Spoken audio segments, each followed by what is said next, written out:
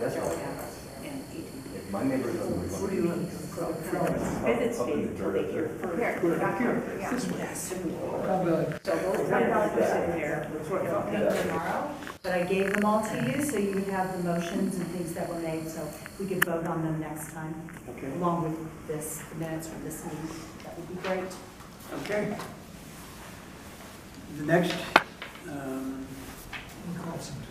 issue is the community comments. The community comments section, we welcome community input on topics that are not on the agenda. Do we have any speakers tonight? I don't have to bring that up. No. I got it.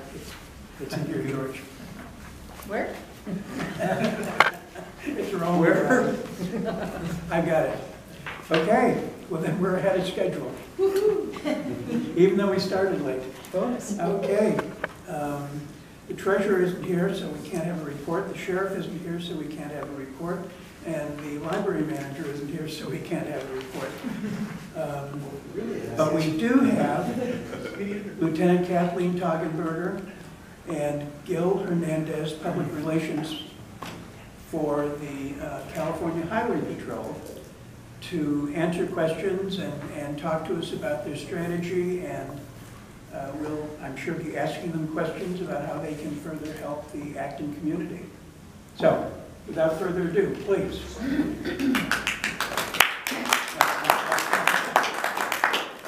I can tell we drew a big crowd tonight. We won't take it personally. I think one of the biggest, I would say, quality of life issues for people living here is the traffic and the issues that you have with that. I think because most of you work, well, I don't know.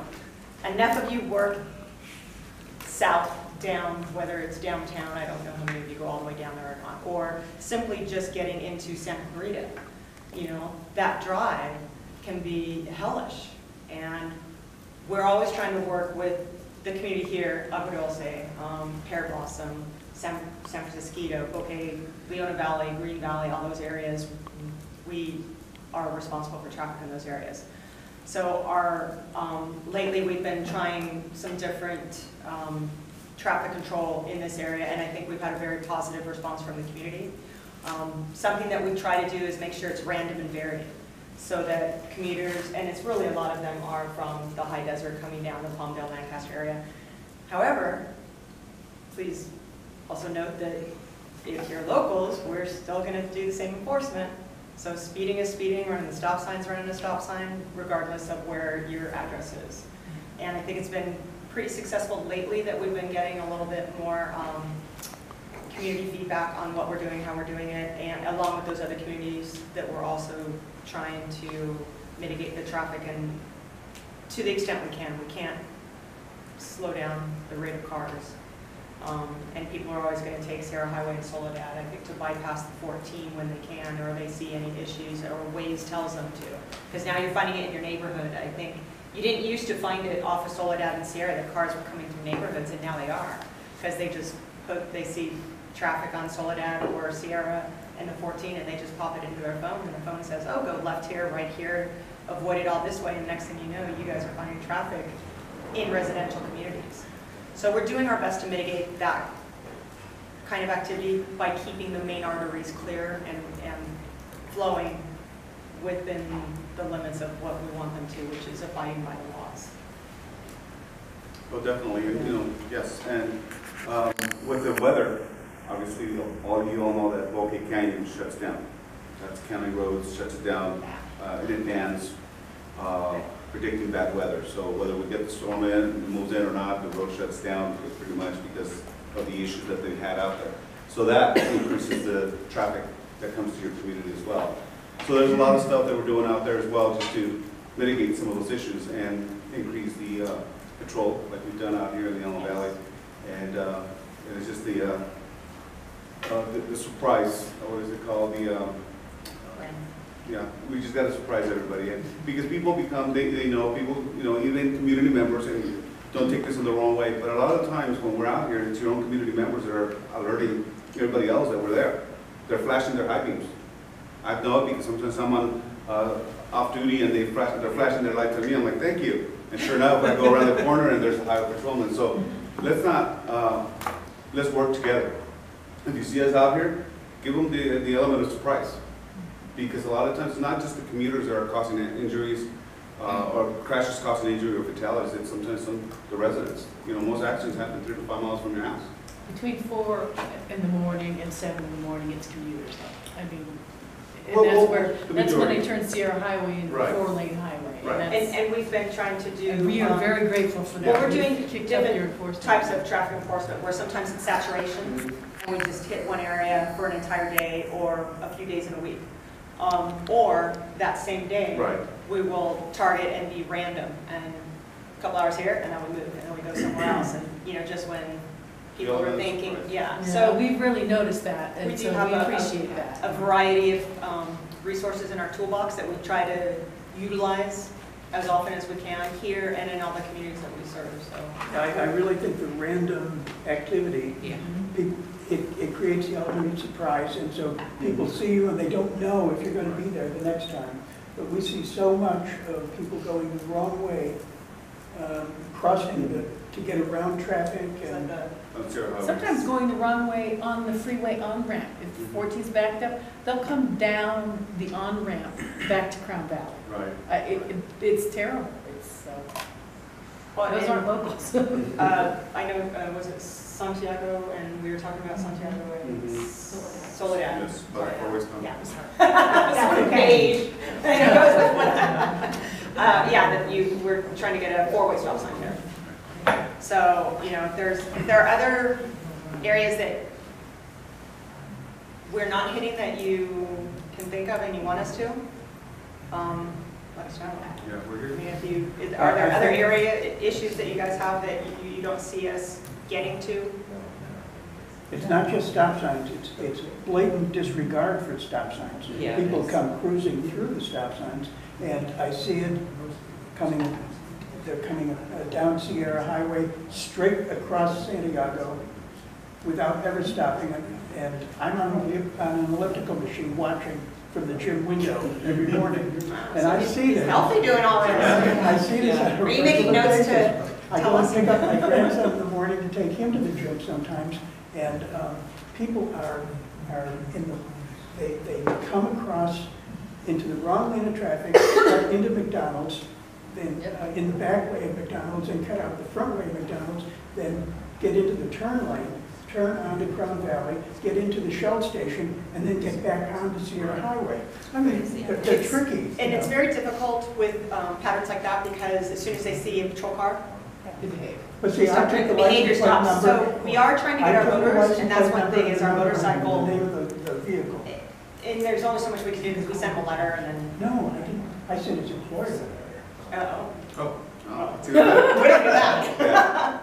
But we do try, we had one motorcycle officer who was injured on duty, so he was out for 6 months. Yeah, he was out for several months, so we have both healthy, and that's something that works very well for the stop sign violations, because they can kind of be out of sight a little bit more, so that we can get more of the people that are the flagrant violators. And that's what we're trying to make sure we get them, because I think everyone else kind of falls in line when they see, like, hey, finally, they're getting that guy that does this, or the cars that do it. I don't think it's this. Maybe it's the same. I mean, I'm sure it's the same people do it all the time, but we're also getting the people that are flagrant when we can put our motorcycles into work, and that's what we're trying to make sure that we're coordinating with that now, that we have both back up to help. Yes. Another issue we've had in town at Crown Valley, but mostly at Santiago, are people just, I don't know why they do it, they just come off the off-ramp and they don't even stop, and they cross Santiago and get right back on.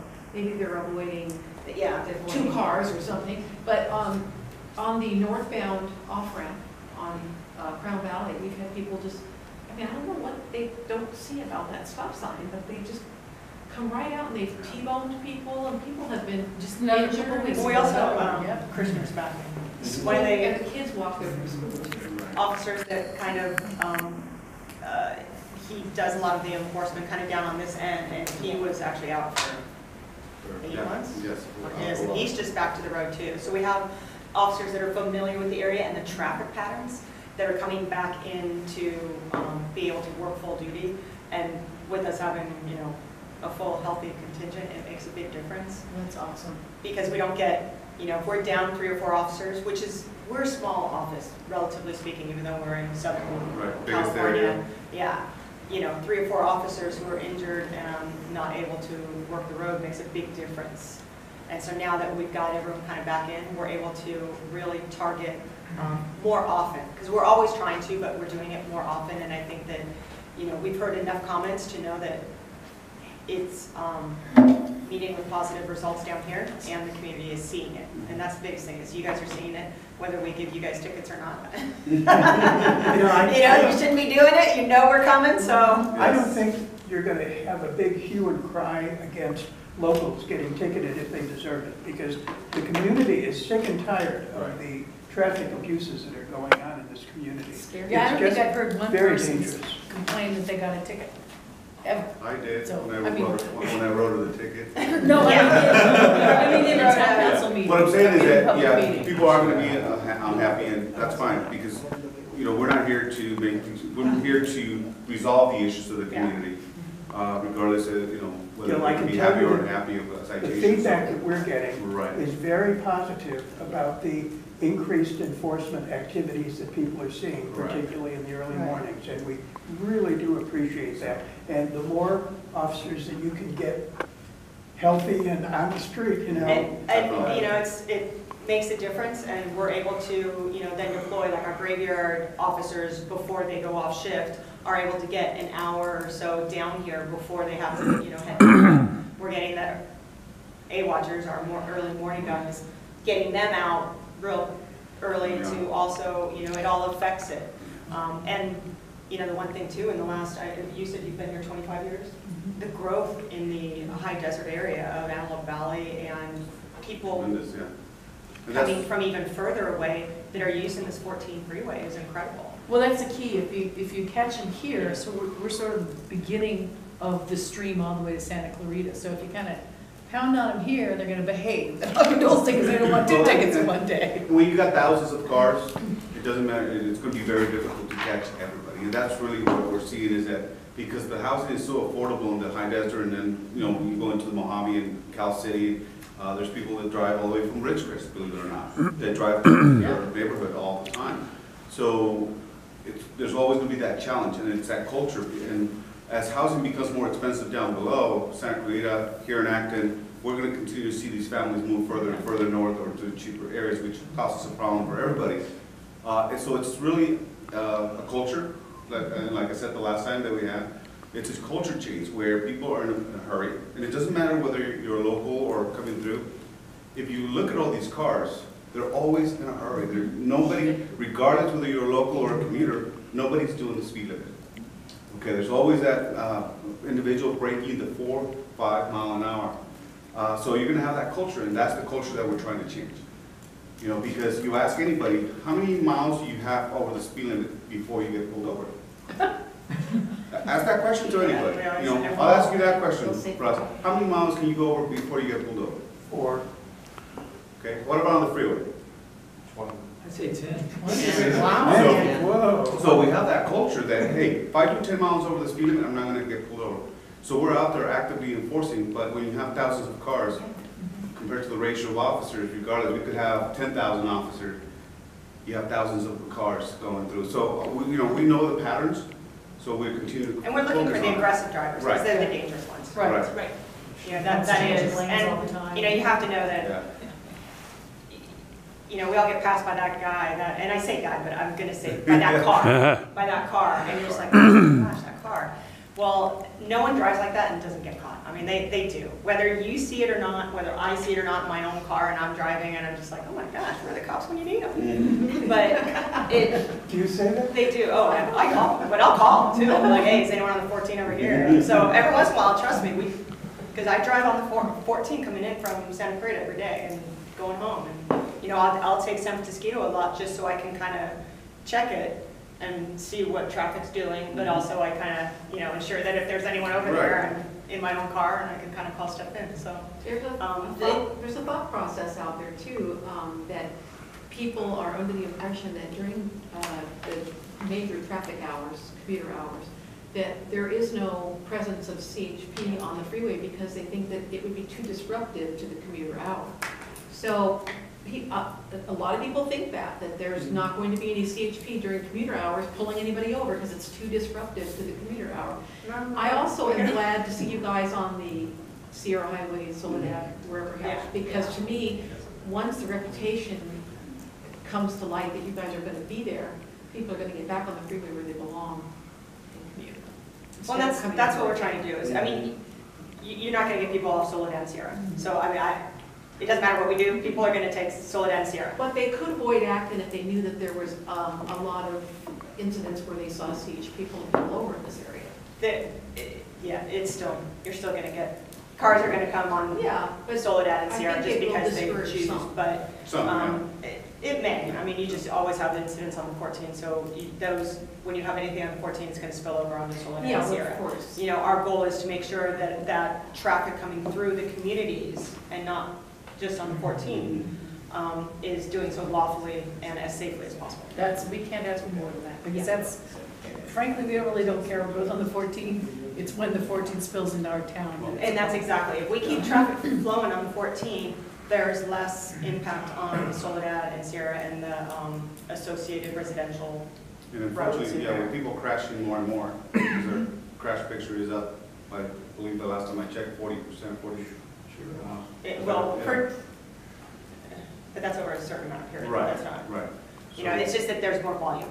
Well, there's over 100,000 cars a day on the 14 here at Acton, and 5,000 or 6,000 a day on Sierra Highway. And I don't have statistics for Soledad. So it's a lot of cars, so. And that's, you know, our goal is to, you know, ensure that traffic flows through this community, but also all the communities we serve as safely as possible. So we have been very much lately doing a lot more of the targeted enforcement, very random. And we're going to continue. So it's not just a matter of, oh, good, you noticed, now we're going to leave and not be here so much. Thank you. Right. You know, we're, you know, we have people that live here, I mean, our own officers and sergeants, actually. So be patient, though. You know, this isn't something that we can take care of or correct in a week or two of doing this. This is just, it's going to constantly be ongoing. And that's what I think is probably the best way to remember, is that this is always ongoing. No, we won't. That you don't see us maybe for a week or two, it doesn't mean we're not here. It just means we're either on the 14 or we're maybe, you know, someplace different than what your normal traffic patterns are. But we are always here, every day, every shift, all the time. The other thing is, but the other thing is also obviously county roads, right? Where they engineer these roads. Obviously, Soledad Canyon and Sierra Highway, they were designed and engineered based on a certain number of vehicles traveling through here at a certain time. Well, we're past those times already where these roads are no longer capable of holding as much traffic. So they need to go back to the drawing board and figure something out where the roads are able to accommodate the flow of traffic. Unfortunately, because people, we're not going to get rid of that influx, that extra number of cars that are taking Soledad or Sierra Highway. People are creatures of habit. They take those roads whether it snows, rains, or unless that road is closed. So it has to go back to redesigning those roads to allow more traffic to travel through those roads in a safe manner. Kind of like with the four-way subsidy. Yeah, to mitigate that. And you guys get some weather, Yeah, they get torrential flooding, and rain you had August, September? August. Yeah, I mean, that just, I was working and, you know, all of a sudden the calls and I'm like, oh, okay, get over here. And I drove on the 14 right after and it was just crazy what happened. But it was so targeted, you know, and hopefully all of you were prepared for that. I mean, there was, I think, some damage to homes, but, you know, we had a lot of closures of the roads and local businesses. yeah. So, I we mean, get it all here. we are prepared for that, just so you know. I mean, hopefully not all of our communities will at once where we have all of these things happen, but, you know, we do have resources where we call in areas, other offices, and they come in and help, so it wouldn't overwhelm us. Well, yeah, and it's only going to get, I mean, as you said, people are moving further and further out. They're commuting freeway cannot already accommodate the amount of people that are traveling on it. Yeah, so that's what, probably be what they would have to increase the capacity for first, would be the 14 total, you know, instead of just the 3 lanes that goes to 4, that goes to 3, that goes to 4, that goes to 3. You know, to increase that to where it's 4 the whole way, it would be a huge deal up to Pear Blossom if they were able to do that. Right. Yes, ma'am. For quite some time now, we've been hearing how short-staffed the CHP is and the Sheriff's Department. Are you seeing any improvement in the number of officers that you can put on the staff or get out of your schools? Because we're kind of what's kind of considered a rural office, we won't really get more manpower assigned to us. But having a fully staffed office where everyone's healthy makes a big difference, and where we're able to deploy as the maximum amount makes a big difference everywhere, because then it's not just one person here, it's one person here and one person, you know, up, because we handle all the way up to County line. Mountain High, like that, all the way up to Mountain High. Angeles Forest is ours, out, you know, 138, going Pear Blossom all the way to Ventura, or San Bernardino County line. That's all ours. So, you know, sometimes one accident, especially a fatal accident, can absorb all of our officers that are working. So you don't have backup staff that... We do, like then we would call Newhall, would come up, but that would be like as needed. You know, but that's every office. You can, you know, quickly, any emergencies, you dedicate all your resources to that you can, and then you have a skeleton crew then working kind of reactively. You know, and our goal is to be proactive and be able to deploy as many officers and resources as we can, which we're doing much better and effectively lately. Well, we think so. Hopefully you guys do. It's been obvious. So 500,000 people live in the Antelope Valley. So my question is this: how many more people have to live there before you're not rural anymore and you get staffed like the bigger towns? We've requested, actually, we have requested more. But is there like, oh, well, in a population of 500,000, you get 10 officers? No, there's no matrix that lays it out like, hey, for every 500,000 or million, you get another 5 officers, or, you know, it depends what part is ours. Because the city of Lancaster and the city of Palmdale, as those grow, we aren't, the traffic affects us, but the city of Lancaster, you know, is the sheriffs and then the city of Palmdale, the incorporated part, whereas the unincorporated part, we handle all traffic outside of that. So that matters also. Okay, so the sheriff's department does the traffic on Sierra Highway in the city of Lancaster? Correct. Not the highway patrol, okay. Because, you know, the city of Lancaster and Palmdale, that's only 300,000. I mean, there are actually more people living outside of the city than in each city, if you know what I mean. Like, so how many people, for example, are in your Newhall office? How many officers? 60? So Yeah, it's for quite sure. a I would say bit 60. bigger. It sounds like it's quite a bit bigger. But you need to, they have the whole, what they call the pit. They have the major intersection, you know, the The highway. 210, So the 14, we can't and the compare 5 is all what they theirs. cover compared to what the Antelope Valley covers. Because their volume of traffic is A lot more. like exponentially larger. Because they have the than what 5 is and the here. 14. Yeah, they have the 5 and 14 and the 210, but also all unincorporated highways The 5, the in 18, between. yeah.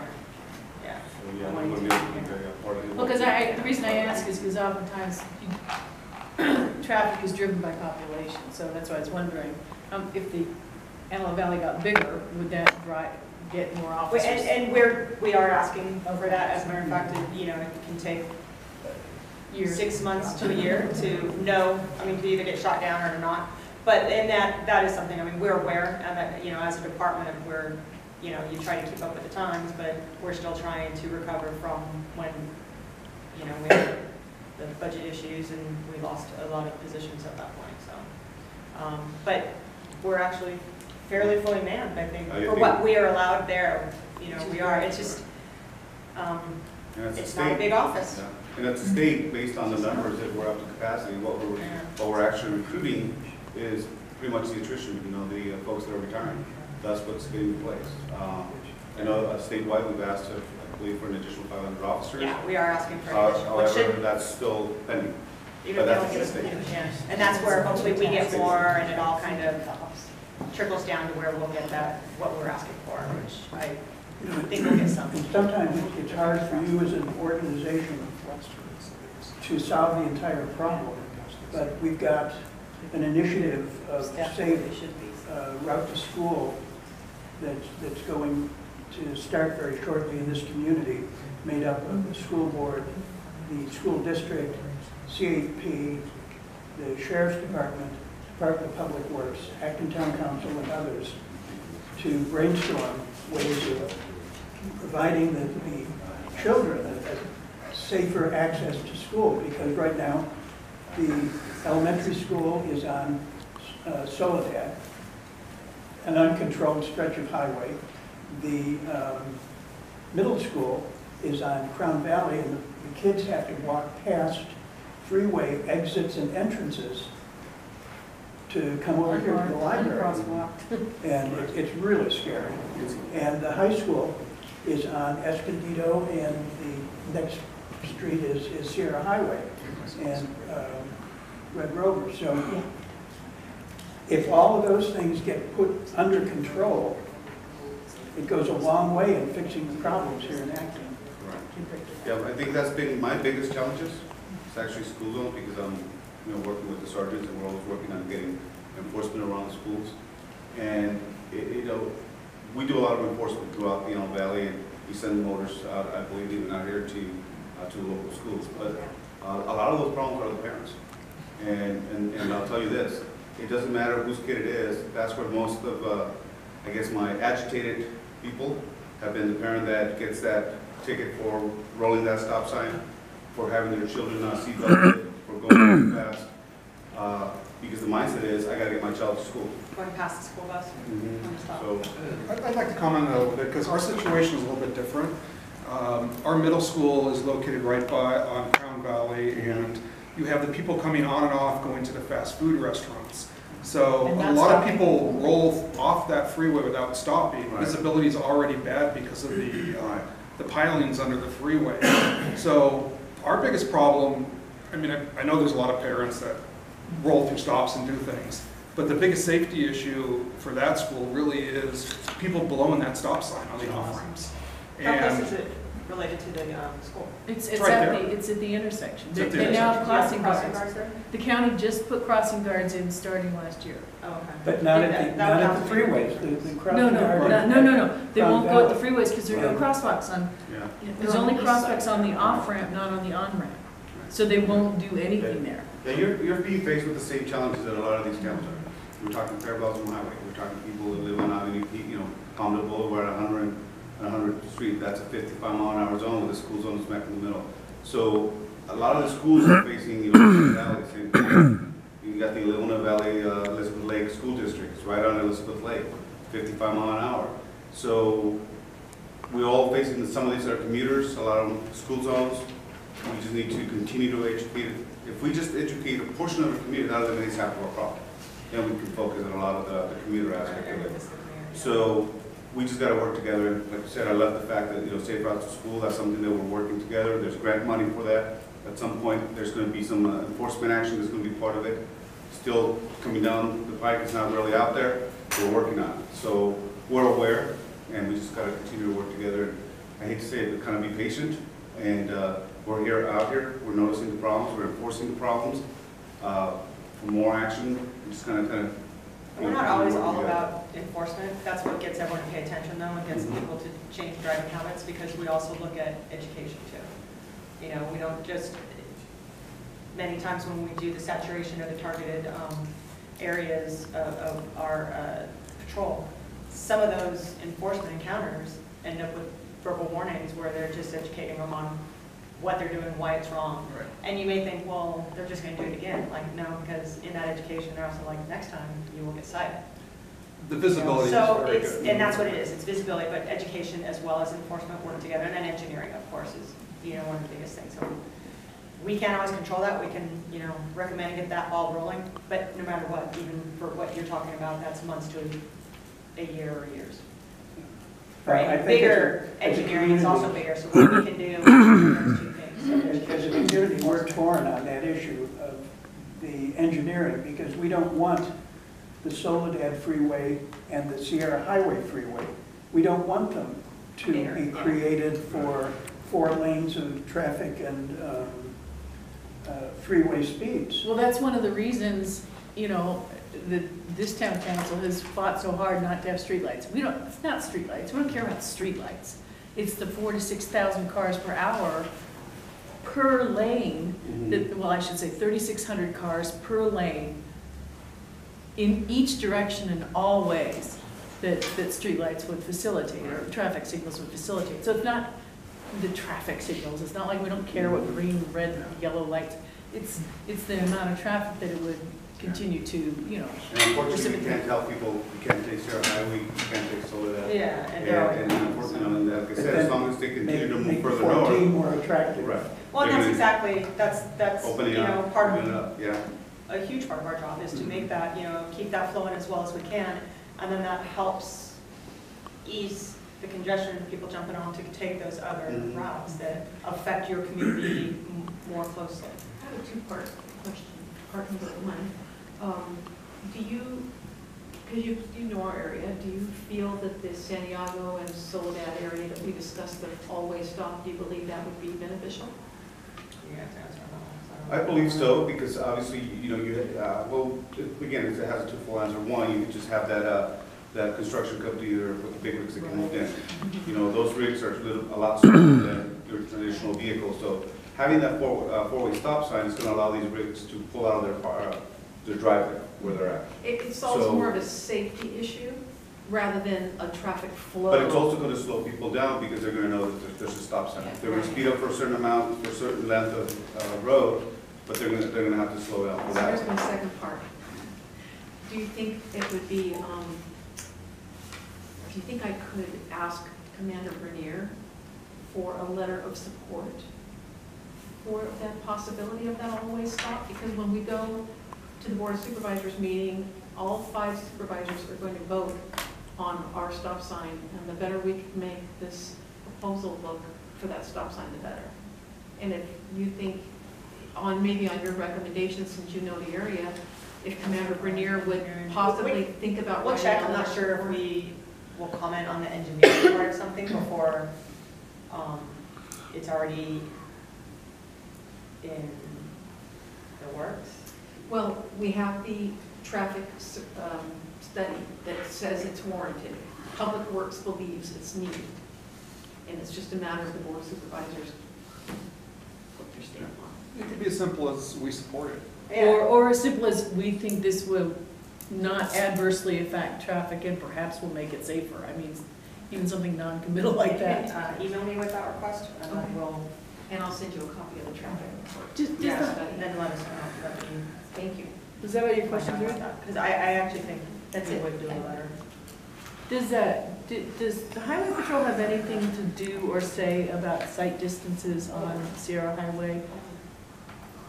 As far as the, What's the safe sight distance or input on whether or not something should be built? See, that was the big problem with this truck, the sight distances for those so slow-moving trucks. no, because that would be county roads. So it's whoever okay. put- Yeah, All right. whoever originally, Okay. yeah, that would have been, I mean, because you can't,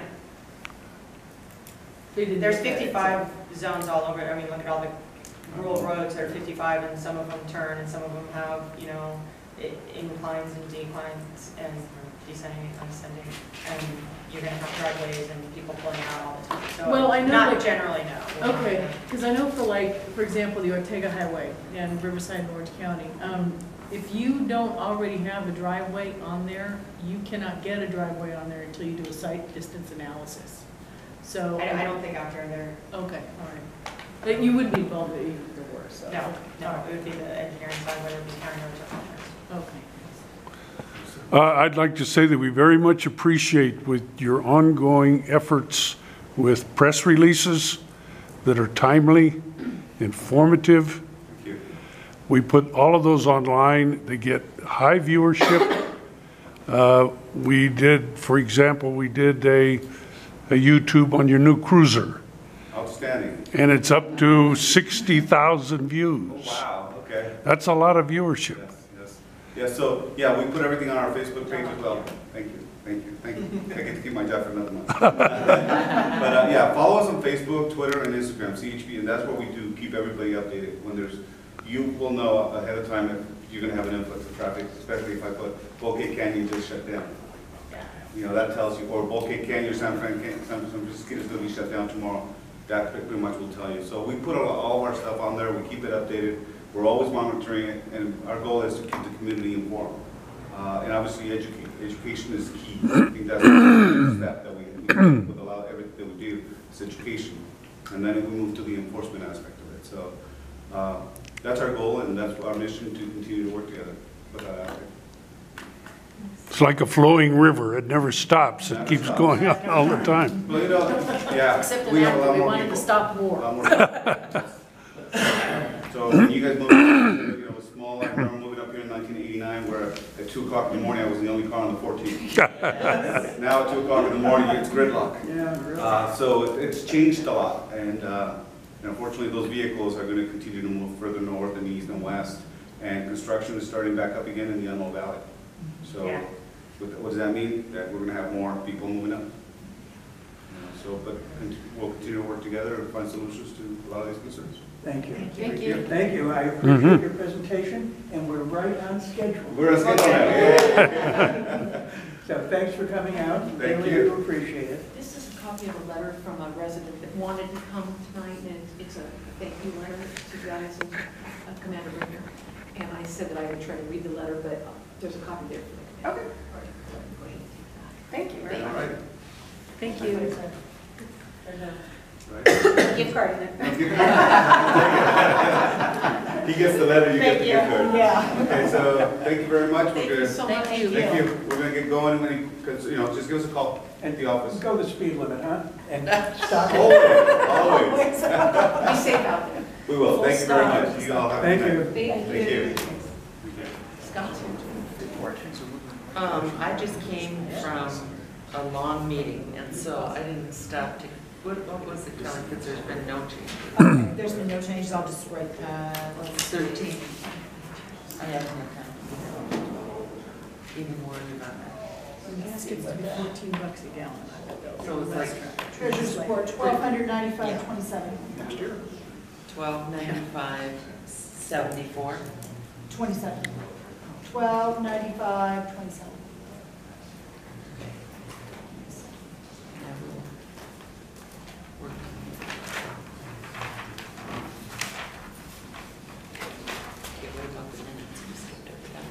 Well, we did that earlier. Oh, okay, got it. So Kelly said that she's got to finish her motion. Yeah. Oh, okay. I've got a couple more things to Yeah, add to I it. wasn't. And right. I Okay, it looks like Deputy Short is out there talking to the CHP. Do we have a library report? Jim Wall, I don't think he's here No. today. Okay. So we're going to skip over that. We're going to have the sheriff's report then after announcements and correspondence. I've got a lot of items. Does anybody else have any announcements and correspondence? I got a letter from the gentleman that wants to be on, or we got a letter from the gentleman that wants to be on the town council. Sorry, I got stuck. I couldn't go back home and get it. You know which gentleman I'm talking about? Two of them are here. It's the other one. The health and the response guy? Yeah, City yeah. response guy? Okay. Rob is, tonight's his wife's birthday today. And I Oh, told him gosh. his wife comes first and the town council comes second. Yeah. Yeah. Well, As it should be. He did write a letter saying he wanted to be on this. Sorry about that. Okay? I have an announcement about the filming group. Want to make that now? Sure. In response to the issues that we've been coming across with filming in our community, we've put together a small group, like a focus group. It's going to do a workshop between a few members of the Aguadulce Town Council, 2 of us from the Acton Town Council, our respective liaisons to the film community. So there'll be one from Aguadulce and one from Acton. And also we're including a handful of residents from both communities. Some are people that actually have ranches that have been quite often used as film locations, and they're concerned that they don't want to be part of a problem, be contributing to a problem, so they want to clarify their stance and make sure they're doing things right. And then some other people are going to be participating that have been negatively affected by living in an area where there's a lot of film permits being issued on a regular basis. So this small group, there's only going to be about a dozen of us. We're going to meet on the 11th, and probably in this room. I think we're going to be a little squeezed in the conference room there, study room. So that'll be our first step, and then from there we take that information and move forward, and we'll include Film LA. We'll reach out to our law enforcement. We'll reach out to the county. That won't probably happen until after the first of the year. We'll involve Public Works, Regional Planning, and possibly the county executive office that handles the permit for Film LA, the actual contract. So anyway, that's the news on that, and we're going to hopefully come up with some standards So for progress our is being community made. that'll make everybody happy. So how did that come about? Was that with Aqua Dulce? Because It's that meeting. It's with Agua Dulce, Acton Town Council, Okay. and our liaisons, and then some community people. And Film LA. Okay. Not, Film LA is not coming to this meeting. This- They were This is the a- ones that wanted the meeting. This is a preliminary meeting Got to it. put together our demands and expectations as a community. I'll say I would also because our demands and expectations are very similar, and we're all going to work together probably through the month of December to put together a list of what our expectations are and what we think is proper relative to working with Chris Roysdale and others. So you contacted Aqua Dulce. Oh, absolutely. Town Council and Dan said, Henry is very much in favor of Yeah. joining hands in okay. this Got it. activity. And Candy is coming, Candy coming. What time is this meeting, Mark? 7 o'clock next Monday.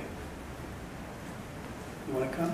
I'd like to come, but it sounds like it's only been 2 people who are allowed, Well, or, We'll set I a guess handful of others. because of the Brown Act, we were trying to avoid a quorum, any of the town councils. But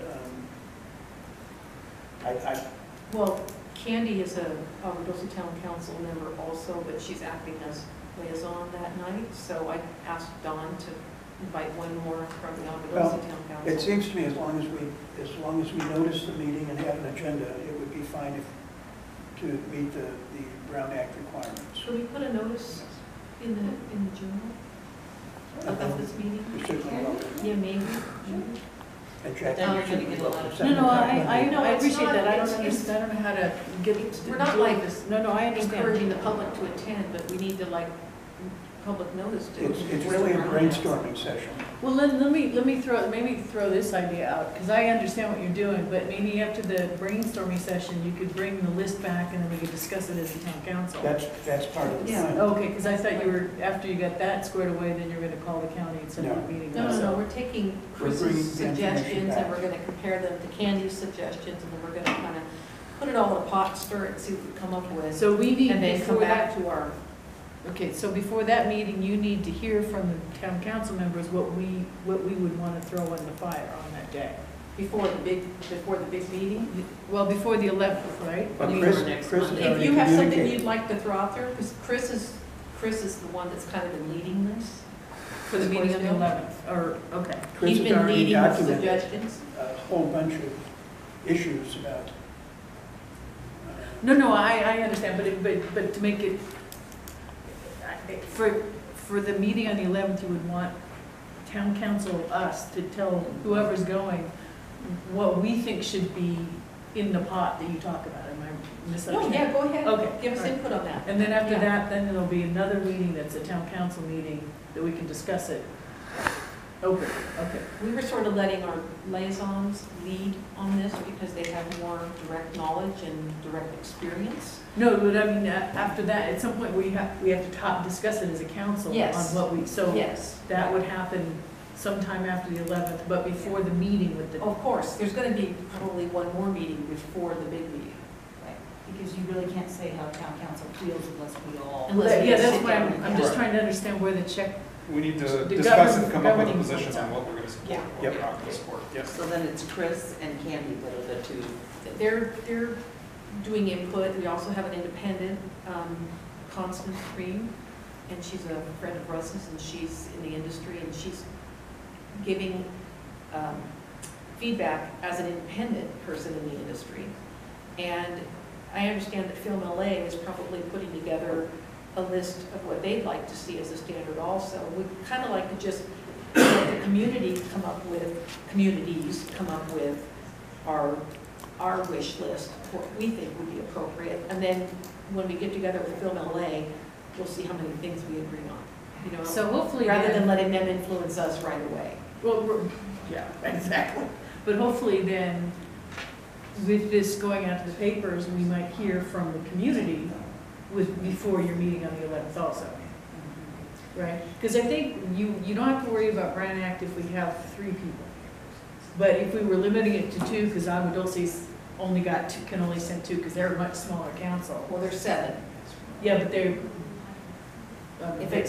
If it's less than a quorum, Which would be you 3. can meet as long as your purpose is to meet Right. once and take information back to your councils, which is kind of what this meeting is about. Right. If you're going to meet on a repetitive basis, Then it's then different. you really need to worry about it. Right. And then you're becoming an advisory group, and then Right, you right. kind of need to go into the Brown Act. But I was just saying, if you're worried about quorum, you could have 3, so. Or we just notice it, and that takes care of it. Yeah. Well, then you have to open it to the public then. Well, it sounds like it is. We're Well, she talking about just it said publicly. Well, we have residents coming. that- Oh. But we There are haven't, residents there are invited. residents who have asked to attend. They have a purpose, though they're Yeah, so directly then let's involved. notice it. I think Yeah, that's- they're directly involved in the process. 2 of them are owners of ranches that are constantly use it as a film location. And then some people that are coming are also like neighbors of Chris Croysdale's who have been directly negatively affected by just filming in their area. Okay, I gotcha. So Okay. we are Then involved. then let's just notice So it. we're trying to because keep would it be- small. Yeah. You know, this first thing is small, so. And this room's not available next week? No. No, it is, but not until probably after 7, because there's a movie going on in here Mhm. between 5 and 8, but they don't think it's gonna run as late as 8. Okay. So All right. they've got a note for us to be the next meeting as soon as that movie is done. Oh, okay. Documentary, it's a documentary, so So what time do you meet? we're meeting at 7. You know also that that's the night of the interviews for the school board candidates. It's fine, this is a kind of a small little focus meeting. Okay, that's what I just, So- I mentioned that. So, We're not really Thanks for looking, putting that we're not together, really you looking guys. Good for a job. lot of public attendance. We only want people that are directly involved, that really have something to say, because we're trying to just do a focus right now.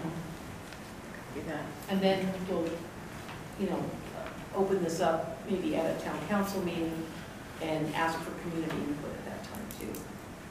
Later Okay. on, before the Okay. big meeting. So, okay, so you're gonna ask for community input later, okay. Yeah. I just want to understand the steps a little bit better. Right now, it's very focused community input of people who are actually involved in, Okay. Or impacted directly. impacted, yeah. Okay. Okay, So you want it just said that there will be this focus meeting and not saying that, Open to the public or you whatever. Yeah, we're just kind of putting a public notice that we're having the meeting, know, okay, we're not but not necessarily saying that inviting the public. everybody. If somebody showed up, they're certainly willing to come in and Well, I say, might send Just it room over, it. you know, because I have to go to the school board. yeah. Okay, I got you. okay, let's move on. I want to remind everybody that the meetings in January are January 8th and 29th, and in February, they're February 5th and 12th. I recognize that we've tabled the illegal dumping issue until January. However, I happen to notice a large pile of rock debris illegally dumped on the side of Sierra Highway, probably by a dump truck or a belly dump unloader at 3057 Sierra Highway, it's just right down the block, half mile down Sierra toward Santiago. And I notified DPW, and they assigned a case number, and they told me that within 3 days, the incident appears to take place within the county unincorporated area. DPW has taken the lead in handling your request. We've gathered the information and forwarded it to the respective agency waste hauler to follow up and remove. Case number 174023 has been assigned for future reference. And I followed up this morning, and they said it will be gone within 3 days. Wow. So The system works. I'll follow up again. But anyway, it's on public property and So they'll do it. unfortunately, a lot of this dumping goes on private property, and then it's clear on the DPW website that it's the property owner's responsibility to get rid of it, and that really stinks. Yeah. But anyway, we'll do what we can. The next thing is Alex Davis of the Metrolink. He's the Metrolink Governmental Relations Manager, and he and his colleague Sylvia Navoa of their Community Relations team will be attending and presenting here on the 29th of January. So I'll add them to the agenda that day. State Assemblyman Tom Lackey's Holiday Open House is Thursday of this week from 5:30 to 7:30, and anybody is welcome to attend. My wife and I are going to be attending, and I've RSVP'd because I think it would be a good thing to wave the Acton flag. If anybody wants to see me in a Santa costume, I'll be there. Santa costume. With a lot of padding. Yeah. The last thing in announcements and correspondence on my list is that I'd like to publicly thank Lillian Smith for the accurate and thorough reporting of our meetings. Yes. The reporting that you did on the AT&T thing was just incredible. Yeah, I have no idea how you do it, if you're actually a machine or what, but it was wonderful, so thank you so much. 3 meetings in a row, you've been a rock star. I mean, with the GXA, and yeah, thank you. Okay, anybody else have any announcements and correspondence? Let's move on to Tom Costin, who is the, just for the sheriff's report. Oh, yeah. Deputy Short. Good evening, everybody. Good evening. By the way, I talked to the highway patrol out there and added their list of things to do. Good. Common complaint that I have, and I have cited numerous people, the strip along Soledad Canyon. You have a lot of people who live off the streets like Chintada, Tyndall, Listy, Joshua, Horndine, and up. Well, just a rollover accident just before the meeting here. Gentleman's turning left to his house on Listy Avenue, and a person decides to pass him on the left and broadsided him and rolled the car. He ended up going to the hospital. He's okay. I talked to his wife. He's okay, but he is an Acton resident. And the guy goes, "Oh, I had a bubble in my tire that hit him." No, witnesses said he crossed the double line because there are no left turn lanes there. And in order for the county to put him in, they would probably have to widen the road and take more roadway on people's sides to do it. But I told them that's certainly, people travel through that tunnel. And I've turned into those streets to do a report, had people pass me on the left in a black and white. And then when I cite them, they get upset going, "Oh, but I have to be somewhere." Well, too bad. You're stopped now. That's our #1 problem on Yeah. Soledad and Sierra Highway. It's all the Just the residential. passing. On the left. Yeah, so On the left. when I talked to Gil Hernandez, we're going to put our heads together and see if we can come up with some kind of a proposal with the road department to come through and look at reevaluating all that area for, lane changes or whatever they need to do. So I'll see what we can. That would be fantastic. So, because that is a problem here, and there's only one of me, and most of it happens during the rush hour period. And if I'm over there, then I just miss this one. So we'll see what happens. We're moving ahead on the substation office. I did meet with Brady Watt, got all the information for the county to forward in the proposal, so that's on its way up, so we're hoping everything comes through with that, at least before the next presidential election. So the county sometimes moves slow. You'll be glad to have it when it opens. Yes, I will be looking for Brady, and I are, we're going to put he's going to put the sign up for us and everything else. So we'll invite the press down so they can see the dedication, and hopefully the Board of Supervisors will come like they did in Lake LA, and they put their seal on the door, and Oh, with that's ours and cool. make it look good, so we're planning on it. Good. All right, crimes from last month. Well, we had 35, which we're lower than last year, and we seem to be balancing out from our high of 50 the summer months and down, but it's still issues. We had, well, I'll separate them out, but we had one burglary. It was at night, no force, because we had a rash of incidents up on Shadow Canyon, and that was one of them. And no force means they just walked in and got what they needed. We had 2 in another area over the month. By day, that was force used, which means they broke a door or a window. On Shadow Canyon 2, we had 2 theft from unlocked automobiles. And I'll add to that too is, and I've mentioned it before, the difference between a burglary and a theft is if your car is locked, it's a burglary, which makes it a felony. If it's unlocked, it makes it a misdemeanor theft unless you take over $900 of property. Trouble is a lot of insurance companies, from what I've been told, will not pay off if you don't lock your car. So if you lose your laptop and your purse or whatever, and you didn't lock the car, I think some of the insurance companies say, sorry, that was on you. Just passing it down because I've been told that by several insurance agents. So you got to read your policy and see if you're covered. Let's see, 2 suspected adult, what they call AP, Adult Protective Services report. There was no crime with those. We had 1 house burglary, or actually it was a theft from a house, not a burglary, it was from the property. Sorry. We had 1 suspected child abuse report, no crime. 1 felony vandalism. Another a theft from an unlocked vehicle for parts, not for items in the car. So somebody took like a battery or an alternator that was taken. 1 petty theft, 1 suspicious circumstance, possible elder abuse.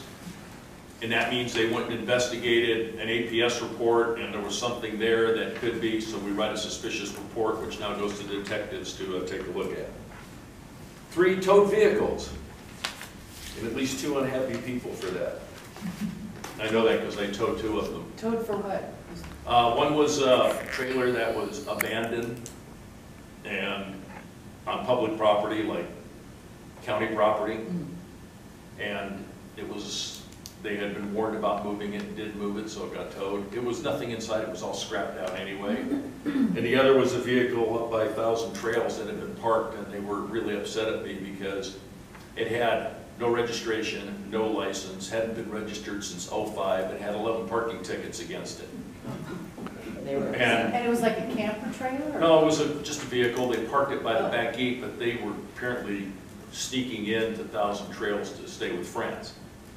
And it was on a public road, and it was like, hey, this car has no plates. They were driving this vehicle? No, well, yeah, apparently driving it. It was like, well, I just bought it in an auction a while back. And it's like, well, sorry, but it hasn't been registered. So you get your fees paid, you can have your car back. So I was called some names I can't print, but that's okay. It happens. It's what we do. Another burglary, commercial burglary, unknown, no force, unknown meaning date and time. 1 domestic violence resulting in injuries. 1 misdemeanor vandalism.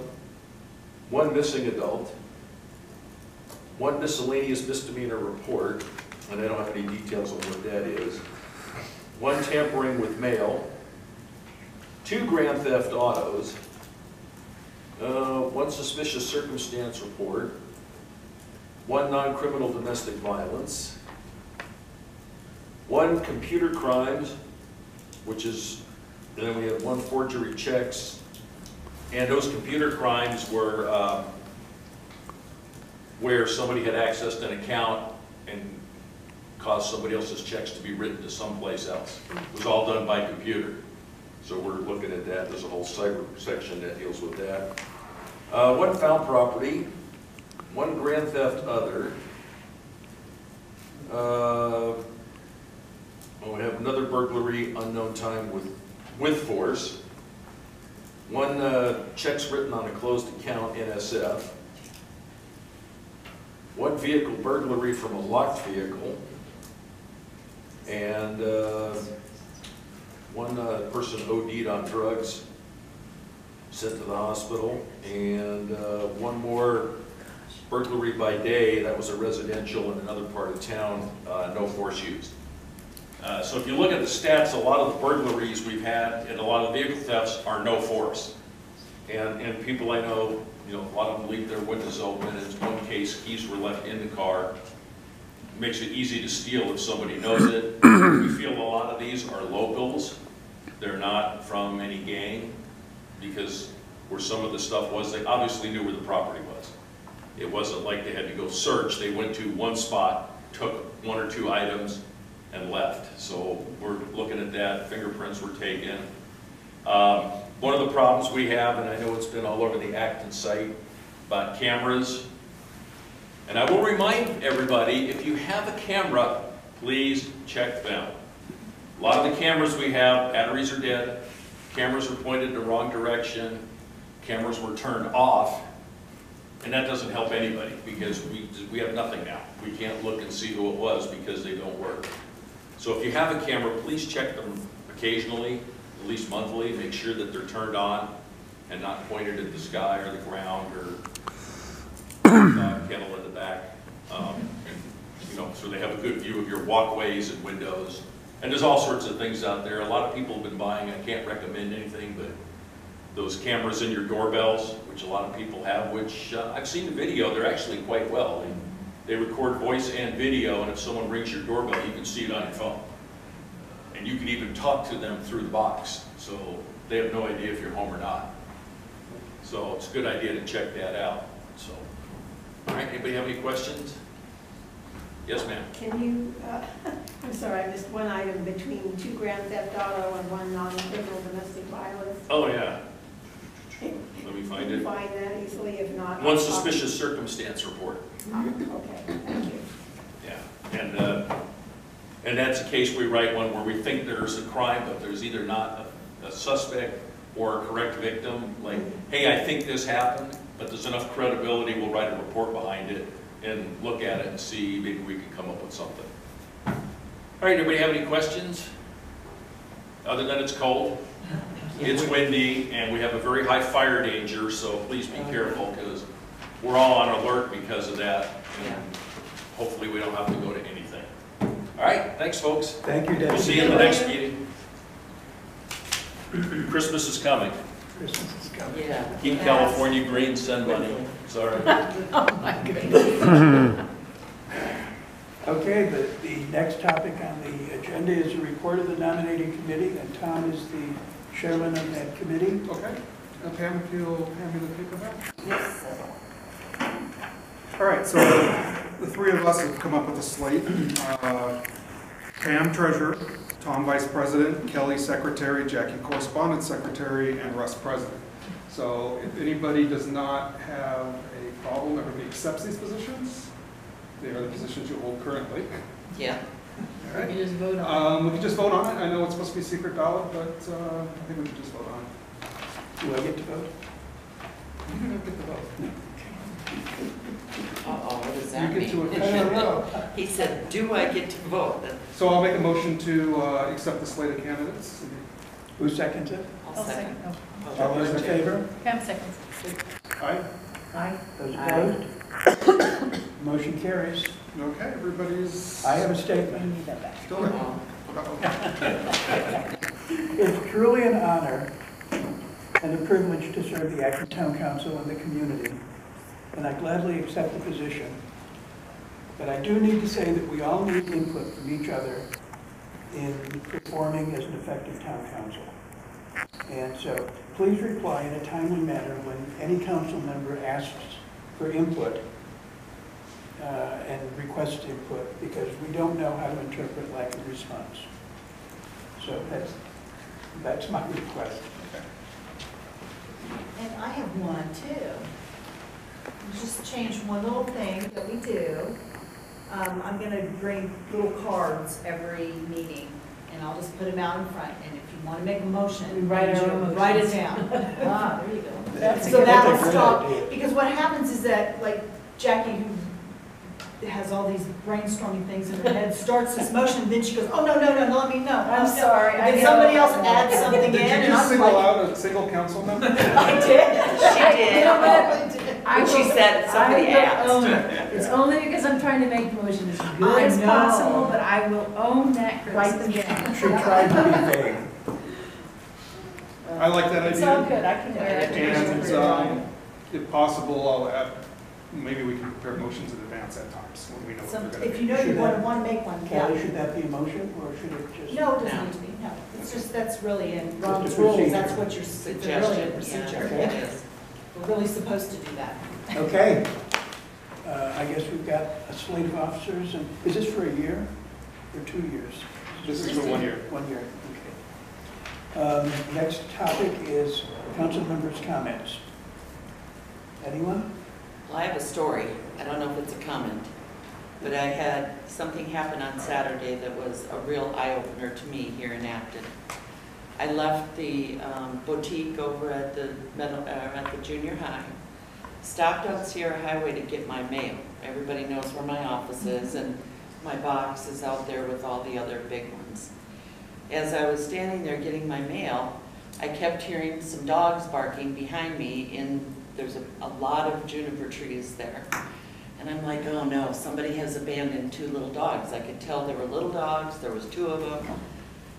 So when I put the mail in the car, I pulled forward a little bit so I could see where these little dogs might be. And they weren't just little dogs, it was a woman who had lived under that tree for 3 nights.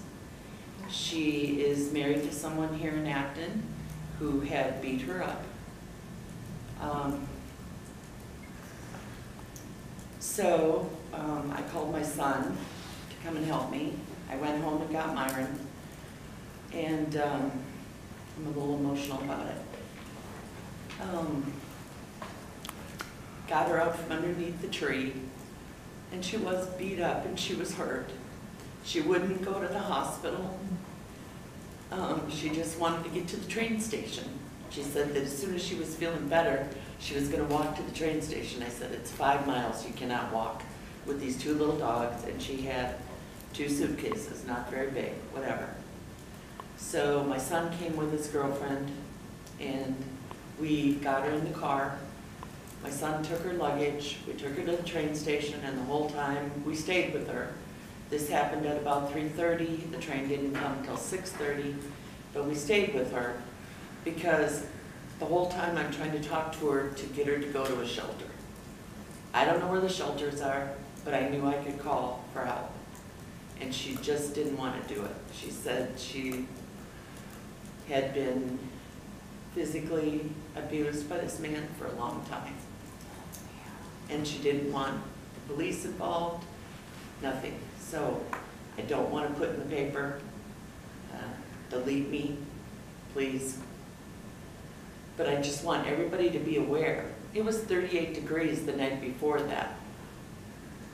And she said the dogs kept her warm. So we do have a problem. Years ago, probably 5 years ago, there was a man that was living under those trees. It was during the summer, but this poor woman was pretty beat up. I don't know what to do about it. You call us. I know.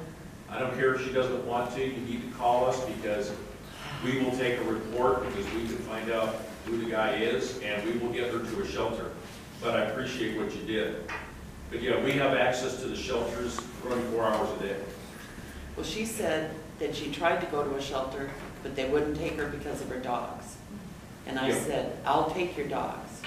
Yeah, some shelters won't take people with dogs and there are others that do, but we have a book of shelters that we can refer them to at least get them to help. Because we get a lot of them who don't want any police support, but at least we can get them to a shelter. And I get it. She's afraid of this guy. I know where he is. Okay, you know me, Deputy Yeah. Short. We can talk after. Yeah, We'll take a look and at he's it. dealing and whatever. Okay, but thank you for taking care of it. Sorry, I didn't mean to get emotional about it, but Could she take the You got a dogs big on part. the train? we put the dogs on the train. That was okay. I don't know if it was okay. She was trying to get to Sylmar. She said she had a friend there that would help her. I said, I'll go with you on the train. And my family would have came and got me, obviously, but hopefully. Anyway, that was, Brandon, you have a comment? Yes. Just, yeah, with that, if anything like that ever comes up, look into the shelter Valley Oasis. I've done some work with them in the past. Everything's completely confidential. They won't even give out the location of their shelter. They do take dogs and they're fantastic. really, I did a self-defense class up in women's self-defense class up in Palmdale with them as well as Assemblyman Lyle. They're fantastic people. Valley Oasis. They take donations, they have a donation, so that's usually where we donate all of our stuff. Yeah, I met most of their staff there. Like honestly incredible people. Like Handy, I tried hard to get her somebody's coming out. to let me have the police get involved and try to help her and whatever, but, yeah, just, when you see it, I couldn't walk away. Couldn't do it. And I was taking the With dogs. a few good people, most people won't even look at it, oh, please. Like, most people wouldn't even look to see what's up with the dogs. Right. So, the fact that you actually stopped says a We lot. get little dogs, we get dogs abandoned here all the time. And they were barking because she had them tied to the tree so that they couldn't get away while she was, I mean, she was very bad. And they were probably hungry too. Well, they were, and we fed the dogs and got them some water, and we fed her. And my son's girlfriend, I have to say that she took off her coat and her scarf and gave it to her. She had well, she wasn't dressed to be outside, I'll tell you that. Well, you did a good thing, Pam. Yeah, that wasn't what I was looking for. I just wanted the community, us as a community to know, and I don't want this man to know until we can get the sheriff involved. Sometimes we go where angels fear to tread. That's what I was told. And I feared to tread, and I found him. So, here he comes. Okay, you did the right thing. Any other council members' comments? Sure. I have one, it pales by comparison. Yeah. But I've checked section 3A of bylaws, and my question is, really? Section 3A is the outgoing president shall submit a written report to the community at the first regular meeting of the council following its regular election, detailing the accomplishments of the council during the preceding year. I don't think that's ever been done. No. And we're working on the bylaws. I did not so- receive one, Yeah. but if you'd like me to do that, I can do that. Let me be brief. But you can do one for 8 months, and I'll take the last 4. Well, outgoing, not necessarily outgoing in an election cycle. Oh. If you want to You do it, both then can it'll work, be fine. We can work together on it. so that'll be next meeting. Okay. Next subject on the agenda is AT&T proposed 4 wireless internet cell phone towers. And there have been several developments that have arisen since our last meeting. AT&T has informally communicated that they're planning changes in their proposal, and they asked that we hold off communicating with the Planning Commission. I communicated with the DRP planners, or CUPs, advising them to continue to hold the AT&T CUPs because changes would be made to the AT&T proposal. And surprisingly, one of them got back to me and advised me that John Pappas of Yukon Group had already been in touch with them to let them know that AT&T is modifying their proposal. So I looked at that as good news. Yeah. I've been advised that although the 6801 Sierra address is in Agua Dulce, the location is actually in the Acton CSD. I've solicited input from, I tried to turn it over to Don Henry, And I solicited input from him and Mary Johnson, and it appears they're not anxious to weigh in on the situation and want the Acton Town Council to take the lead. So what is the address, 3801? 6801. No, 6801. Mary Johnson forwarded the information regarding the 6801 Sierra location to Arlene Rudder, who is a singular but very vocal opponent of the 2014 AT&T initiative to place a tower at 6805 Sierra Highway. And she advised Arlene to contact me. So Arlene has been in touch with me, and I referred her to the write-up in the Country Journal regarding the most recent meeting with AT&T, and I provided her with a copy of the letter that AT&T sent out and the coverage map. And I've asked Arlene to document her concerns, and I'll forward them to AT&T as I have with the rest of the community responses. So you've asked Arlene, okay, we know Arlene has difficulties with 6805, and so now you've That was asked right her on her to- boundary. This one isn't right on her Well, I boundary. know, let me finish. So now you've asked her to comment on 6801? Yes, Okay, but she wants to comment on 68. okay. In the 6805 in Agua Dulce or Acton? Both, or it's in Agua Dulce. It's in Agua Dulce. Yeah. And we're certain this address is correct, because the map they showed at the last meeting still had the thing in the wrong place. So we're pretty PDS, pretty darn sure that it really is 6801 Sierra. According to the CUP application and the planner, Okay, which I would think is pretty official, it's 6801 and 1/2. Is the actual address. And apparently, the planner actually is the one who referred AT&T to us because it is in our community standards district. okay. So- And did we hear back from anyone from the community on this particular one? No, just Arlene now. But Other she's than an that, Agua there was Dulce none. resident. However, when I But looked at the, She's Agua Dulce resident. yeah, Not that that doesn't matter, I just want to understand. but when I looked at the mailing list for the people who were within 1,000 feet of the tower at 6801, Arlene and her husband were listed, their address 6803 was listed. However, it was listed showing Thousand Oaks and a Thousand Oaks zip code. So the letter was undeliverable when it was sent out. And I don't know why nobody ever dealt with it and why that ever happened. But Arlene lives in Agua Dulce? But Arlene lives in Agua Dulce, okay. Because sometimes people own property, but they're someplace No, else. yeah, so she it's- lives There. there. Okay, That's all right. why she was so vocal about the 6805. Is this I new remember location that. still in Agua Dulce viewshed? I mean, it seems to me if it's that close to the border, they would be interested, or they should be interested as Well, well. they're not. We can't make them. I know I can't make them be interested, but I just maybe, you know, just because a line's drawn doesn't necessarily mean it I've doesn't already affect you. twisted right? their arm, you know, Okay. but it didn't work. So I They don't did care. formally communicated back to AT&T that the Acton Town Council will include the 6801 Sierra location in our evaluation. So I accordingly. guess we gotta, Agua Dulce is telling us we have to, so I guess it's on our roster. I guess they don't have any problem with it, because if they did, I would think they would jump in and say that They don't have a problem. this is in your CSD, but we do have an issue, so let us voice our. I think the issue of now knowing that it's a cell tower and the emergency aspect of having better cell phone coverage on Sierra Highway trumps everything. Well, it's not really a cell tower. Well, it is. It's an internet tower. No, it's Well- now a cell tower.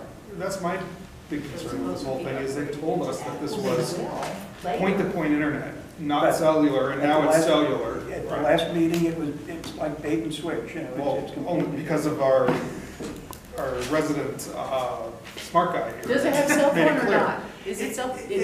As of the last meeting, they said they went and got that approved to now have cell phone service. Oh, I missed. Yeah.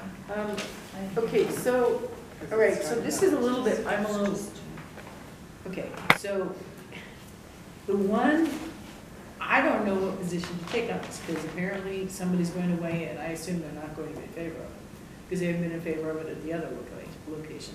But that person's an Agua Dulce resident. Well, she's not being militant right now. She's just gathering a little information. Right, but I don't know what to, It was right on her property line with her kids playing under this thing. understood, okay, Last understood.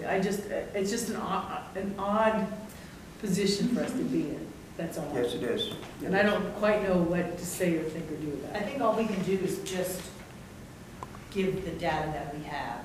We got an opposition letter from this, From Agua Dulce. from Agua Agua Dulce Dulce residents, and I would say that it was an Agua Dulce. And Not that's, that I don't care about that, but it's just odd. that's all I told her, is to give me What if a comment. just we like ask you her to did. direct her comments to the Agua Dulce Town Council, and then we ask the Agua Dulce Town Council to summarize their comments on this project and give it to us so that we can present it. Yeah, because here's the weird, I mean, we're assuming she's going to oppose it, and she might, because we don't have anybody in Acton who has a problem with it. So it's just an odd, It's an opposition to be Yes. commenting on something that isn't even in our, supposedly in our community. well, even if it is in our community, nobody in our community has a problem with it. I know, but it also seems weird that we're not getting commentary from the Agua Dulce Town Council when it is indeed in their Well, no, we just heard it. zip code. Well, It's in I'll their zip find out. code.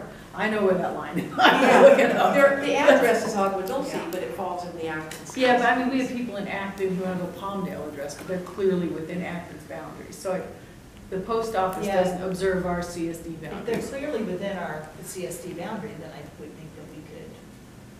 Well, if it's in our boundary, we'd have to make a comment on it. But the weird thing is that nobody in our community is opposed to it. So the comment would be, we don't oppose it, but somebody does, but they're in another community. And so that's my point. We're supposed to represent a perspective of our community. Well, let's wait and see what she says. Yeah. Let's wait. Let's And not I presuppose, because I will double, triple check this. I'm not sure she's going to Double this be line. a militant opposition to this. She's gonna write us a letter. Yeah. She's Yeah. gonna- Okay. In 2014, she was the principal opposition. Yeah. And she sent me an email this afternoon saying, thank you for the information, and I'll be getting back to you. I wasn't sure she was still here, but I think I she wondered is. too. But she was the only opposition. Other people in the surrounding area, there's only a few homes there. There's not very, it's just right across Sierra Highway from me. There's very few homes there. And Is she the there were one that had people the who blue? definitely wanted it because the service is so bad there. Is she the one that had the blue barn and it was gonna be right Yes. along? Okay, I do remember that. Well, if there are people that want it, why haven't we heard from them? I mean, that would make it easier. Because I don't think they live within 1,000 feet, I think. Oh, I think it's people driving down Sierra Highway that really want it.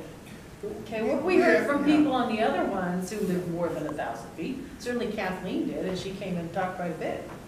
Maybe she doesn't, but I thought she did. She lived outside the 1,000 foot. I'm just backing up a little bit. We specifically asked them to give a larger boundary of notification based on parcels, not on distance. Yeah.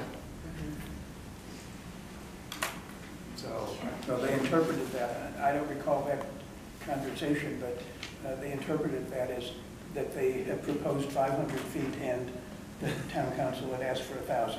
it's not what we asked for, but yeah. I don't remember the There's details. email chain on that. I'll go back and look. Well, let me just throw this out.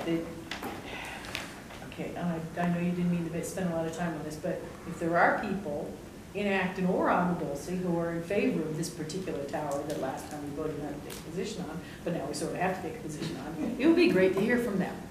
That's all, Yes, it would. Right, you might just address a short note to the people on that list who got public notices and see if raise the There's flag only, and see who I supports. think there's 9 addresses or 10 addresses within, and 3 of them are commercial people, landowners that live somewhere else. And I think these houses are all way off the road. Yes, they're way. So there's, in terms of view shed, you really, it's not real obvious like. Well, it's not a problem of view shed for those of us on the other side of Sierra Highway, but even though the tower would be way up on the other side, the few houses in that area would see it, so they may have some problem, maybe not, I don't know. is the tower on the hillside or is it on Sierra Highway?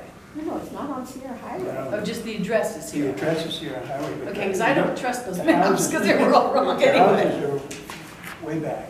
Okay, and it's the 70-foot tower, but they probably won't bother that, a 70-foot tower. Okay, I don't know. But your area needed it because you're down in that little, as I recall, in 2014, No, we there have- was, yeah, there was, poor cell service. right, Very and there poor. was people there that were okay. Yeah. Okay. Well, it'd be great if we heard from them. That's all I'm Well, saying, you know? But it's kind of like the same old adage, you know, no news is good news. I feel like if they were against it, you definitely would have heard from them. But because they're just going, oh, they're gonna put a cell tower in, they're either saying yippee or, oh, okay, you know, because we're not hearing from them, so. Well, that just, and that's the problem, it just makes our job a little harder, that's all. That goes back to my comment that we don't know how to interpret lack of response. Nobody on my side of their Well, that's what we highway did is for the going one to up be in affected. Crown Mountain. We did You'll be suppose it. affected by the tower, but you're not going to be affected by you because No. it is. And you wouldn't have got a notification And either. it's not channels. Well, but if she's vehement, She said, you know, none of them would have been that's, notified. that's Not on my not side. going to the end, we're gonna have to decide. You can see it when you drive out of your road, you would see it, it's a big deal. It's gonna, What I will see from my house up on the opposite hillside yeah, is probably about that tall. That's, yeah. But since it's something that Perspective-wise, it- And there's hardly anybody on the north side. affects both sides, Everybody is up You can hear against the hillside. Yeah. Nothing, Put it up. no, there's Nothing only a down few below. homes if you were that near are along CSD, your highway. across your fence. I agree, So I think even though she's not active, she has a certain weight to her. Going around your I highway, you agree, need- and that's why I'm asking the question. If you're in Or trouble. anything counter to that. You can't use your Nobody- phone. I'm just assuming. My suggestion would be if she opposes it, then we take that singular piece of Or information they're to they're like, that's not gonna affect me. we have a citizen here that opposes this. That's not gonna affect And me. we don't have anybody in favor of it, We so don't have what do any- you want us to say? And bring it to them that way, not asking them to do a wide sweep and figure out what to do with it. Okay, I can do Because I'm very uncomfortable with I could, this. that. Okay.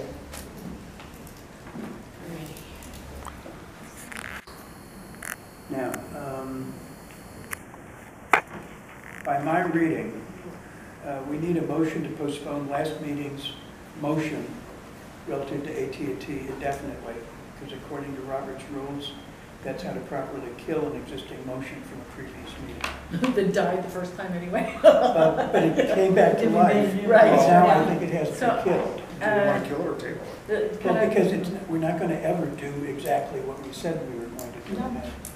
So actually, it would be best then if the person who made the motion Would have been you? was Ruth. Oh, you made the motion, that's right. Yeah. So I'd like to make a motion, To postpone last Postpone. meeting's motion indefinitely. my motion You gotta write it down. indefinitely. You gotta write it down. She's writing as fast as she can. No, Ruth has to write it down We're gonna before she. postpone the motion from last week. We don't have a card to write it on. Yeah. Just time machine and get it done there. Okay, I'll second that motion. Okay, all those in favor? Aye. Those opposed? Motion carries. Let's move on. Members of the Acton Town Council. Who seconded that motion? I did. Tom did. Members of the Acton Town Council may wish to call Acton Town Council candidates forward to respond to any questions that the council may have. We have two of the candidates here tonight. We have Jeremiah Owen and we have Brandon Rowe. So does anyone have questions for either of these gentlemen? Jeremiah. Right? Yeah, because it's only fair, I asked Brian this question already. What do you, if you could look at Acton in 15 years, what would it look like if you ran the world? I'd like it to look like it looks now. I think that keeping it rural and keeping it unique and keeping development on hold pause, as it were, and keeping things, that's why we moved here. That's why people live here. If we wanted city life, you can go that way or you can go that way. Right. So that's why I love living here is just having that sense of community, the small town feel, the rural, the space, the open spaces. That's what I would like to see continue on in this area, so. Because some of the things we've talked about here is, you know, not opposing development if it complied with the CSD, if it had the lot sizes, no clustering, no, you know, and that's something. Yeah, as long as, and that's what I mean by that, is it's conforming to the community standards, that's absolutely fine, because that, again, is the community standard. You know, I would, oh my gosh, I would die if it started looking like, you know, Santa Clarita, you know, condos and stuff start piling up, no. Yeah, right. But it's, you know, the community standards that are set forth are completely reasonable with keeping how things look and feel around here. Okay. Well, a follow-up there. Yeah. Community standards, what would you do to strengthen them, or what do you think we can, you know, your viewpoint of we like to keep it the same, so what do you see in our community standards that we might be able to strengthen to keep things the way they are? I think just working, you know, for instance, looking at last couple of meetings about like the film stuff. I mean, that's an issue, and working to strengthen or form new, when you see something being taken advantage of, like it is, where there's no enforcement going on, how can we get the right folks involved to enforce or set new standards in place where there isn't any to help keep clear. That. Yeah. And then it's all about being clear too, so everybody knows on both sides. You know, you want the people who make their livelihood be able to continue that without negatively impacting the people that just want peace and quiet, right? So I think that's where I see that kind of going forward is making sure that we kind of cover both of those. Because I mean, our community standards we have development standards for residential, very little on industrial, development standards for commercial. Only architectural. Architectural development standards. That's it. Yeah. You know, the night skies, things like that. You know, the whole business part of it, there's some standards there. The animals, you know, animal facility standards there that might need to get looked at. So I just wondered if you had any of those topics, if there's anything that is particular near and dear to you. Yeah, I think personally that dealing with the commercial residential, I think speaks to me just because that's the most, you know, most visible, I think. And so that's again what drew me out here, was having open space and not having some weird modern building erecting in the middle of downtown Acton would be pretty terrible. So I think those things kind of are near and dear. Strengthen our community and keep the small town feel while giving the amenities that society's progressing towards. Ultimately, as I've said, I don't want like a Taco Bell moving in. I don't want some giant commercial entity moving in. But I do believe in opening up certain stores, opening up either mom and pop shops or something that can strengthen the economy of our town as well as cater towards just the commuters and the freeway traffic as well. Not to bombard our streets and have a lot of freeway traffic coming in, but to strengthen our economy and get more of a draw towards Acton, not so much to live here. I mean, if they want to move out here, that's awesome, as long as we're not overpopulating our town. But as much as bringing people to know where we are, if that makes any sense. Yeah, just curious phrase, strengthen our economy. Well, it's a concept I look at when you look at our small town. We have 2 markets, but we do lack certain amenities within those markets. So a lot of people are going out up to Palmdale or down to Santa Clarita. So that money's moving away from our town. It's not so much supporting a lot of the businesses that are here because there's easier access and larger quantity stuff in other cities that are bordering Acton.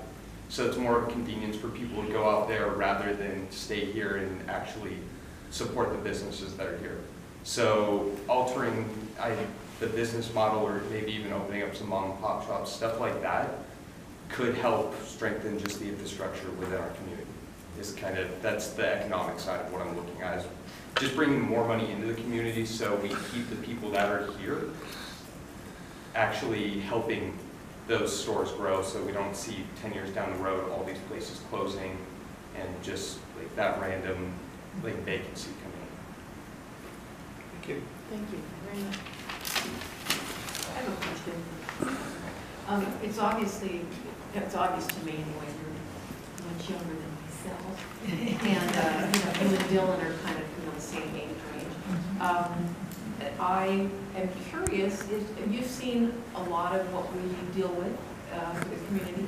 And is there any subject in particular, or any item that you've seen us deal with that you feel like you really are excited to get your teeth into? Is there any one particular area that you feel that, you know, you really want to jump in and you can't wait? Well, there's actually quite a few that all range around the same thing, the same as what I was speaking about, like strengthening the infrastructure. So we have talked obviously about cell phone towers. We've talked in the past, I believe a year ago or so, about bringing in new internet access, upgrading the lines, stuff like that.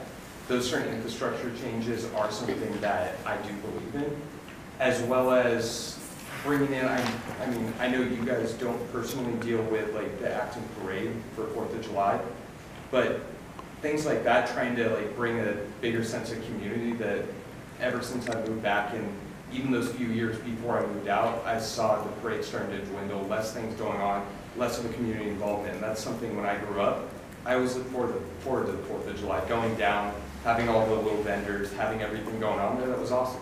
Having one of the helicopters in the park, that was great when I was younger. I loved climbing in that thing. And it's something that made this town closer to me. And something now whenever we go down, we maybe have 2 or 3 vendors, one person selling food, and it just kind of dies out really quick. It's not, there isn't that like, as much of a pull and a draw for the community as there is. Don't get me wrong, there's still people lining up down the streets. But right after the parade ends, people aren't hanging out, they just kind of disperse. So it's like, we have brought up a lot of stuff that is near and dear to my heart, but the biggest thing is just that community involvement. Brandon, I have a question. Yes, sir. Why do you feel it would be good to bring commuter traffic into businesses in Acton? Ultimately, I've opened my own business before. I look into that actual business aspect. I ran a business for 2 years with my older brother. And I know it's difficult, especially in a smaller town like this, to actually own and operate a business and to be competitive. The dilemma with shopping at Acton Market versus going up to Ralph's or Costco or Vons, any of those, Acton Market's much more expensive because they have to alter the prices of certain things to actually stay afloat. So bringing more commuter traffic can actually increase the supply and demand growth and help them stay competitive while also giving the best prices to us. Because when you look at it, I can go to Smart and Final or Vons and get produce at maybe 3/4 of the price of what I pay at aftermarket. I still go there because of sheer convenience and because it's aftermarket. I always go there. It's easy, it's right down the street from my house. But at the same time, there's that dilemma because they have less business. They do slightly bring up their prices compared to other stores. It's the basic supply and demand that most stores do. So catering to the commuter traffic could actually help keep these businesses afloat and actually bring more amenities, bring more supply into our community and give people a better product, essentially. Give me an example of the kind of businesses that you think you would want to draw commuter traffic into. Of course. Well, the way I look at it, coffee shops, for one example. We do have parking out, but it's in a location that no one really knows about. The vast majority, they can't cater to the commuter traffic, so they've been really up and down with sales. We've seen like 4 different owners go through the exact same place because of the way it's catered. You can't beat Starbucks, but bringing in a little life to it, that little small town vibe that it has but it's somewhat missing, is something that could pull people coming down, as well as just, I don't even know. When you say that to me, I see Starbucks. And I see drive-thrus. Yeah. That's the dilemma. I don't want a Starbucks. What I'm trying to look at is incorporating the small town like personality that we have into a lot of our businesses. You look at our McDonald's, it has a giant Western theme. I've never seen another McDonald's like that, and I probably never will. It's that theme of creating a business around the town. So even altering some of our businesses, helping them grow, to pull in more people. People come for the novelty. I know people that drive 40, 50 miles just to go to Crazy Autos because it's great food, there's a great personality to it, and it's well known. That's the kind of thing I want a lot of our small businesses to be. Obviously, we can't have like the print shop doing that because you have Kinko's on every other corner of FedEx. But the certain businesses we do have that can cater and change I would love to see evolve. Thank you. So, what position could the council take that would help these businesses grow? I mean, you talk about the coffee shop, you talk about the Acton Market, or both Acton Markets. So, those business owners develop their business with a business model they believe that will serve the community and they will be successful. So they're catering to what they think that we want. So what would this council do to help them grow?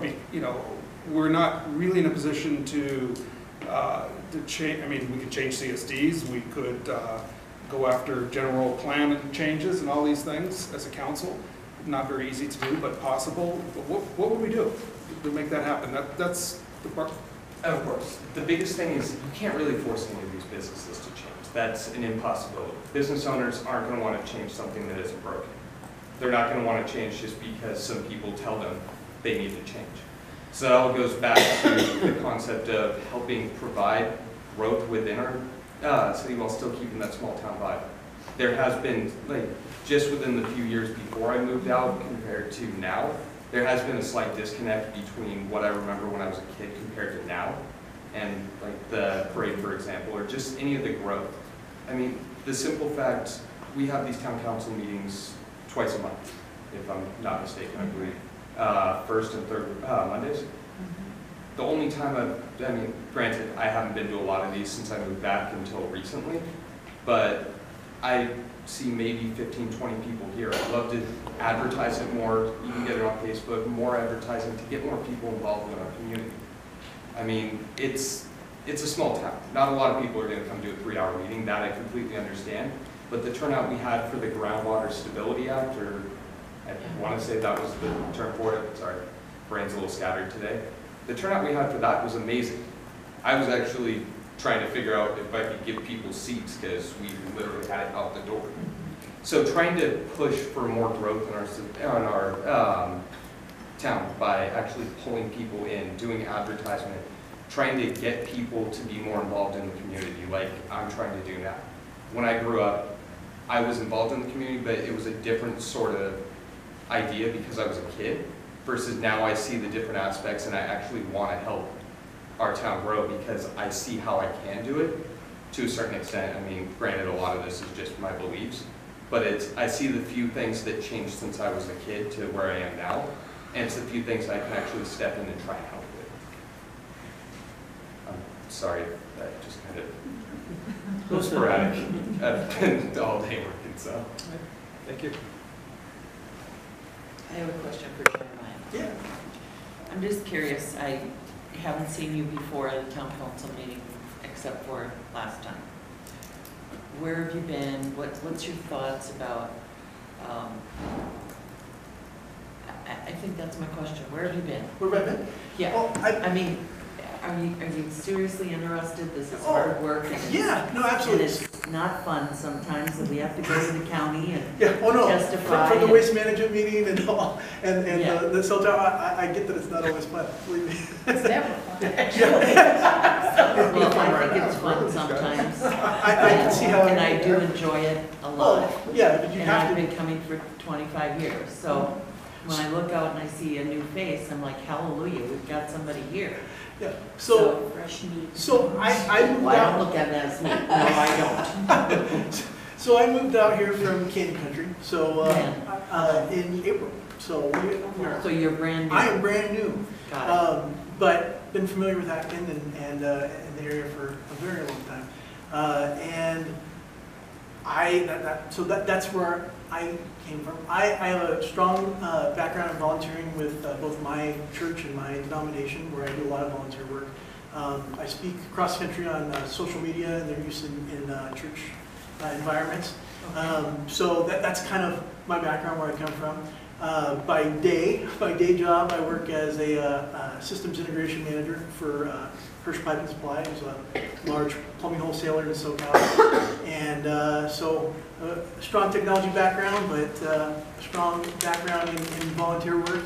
And I, look forward to any way I can contribute. And when the kind of thing that got fire under me was the cell tower stuff. So I instantly saw, okay, I have an opinion on this, and I'd like to come share my thoughts on that.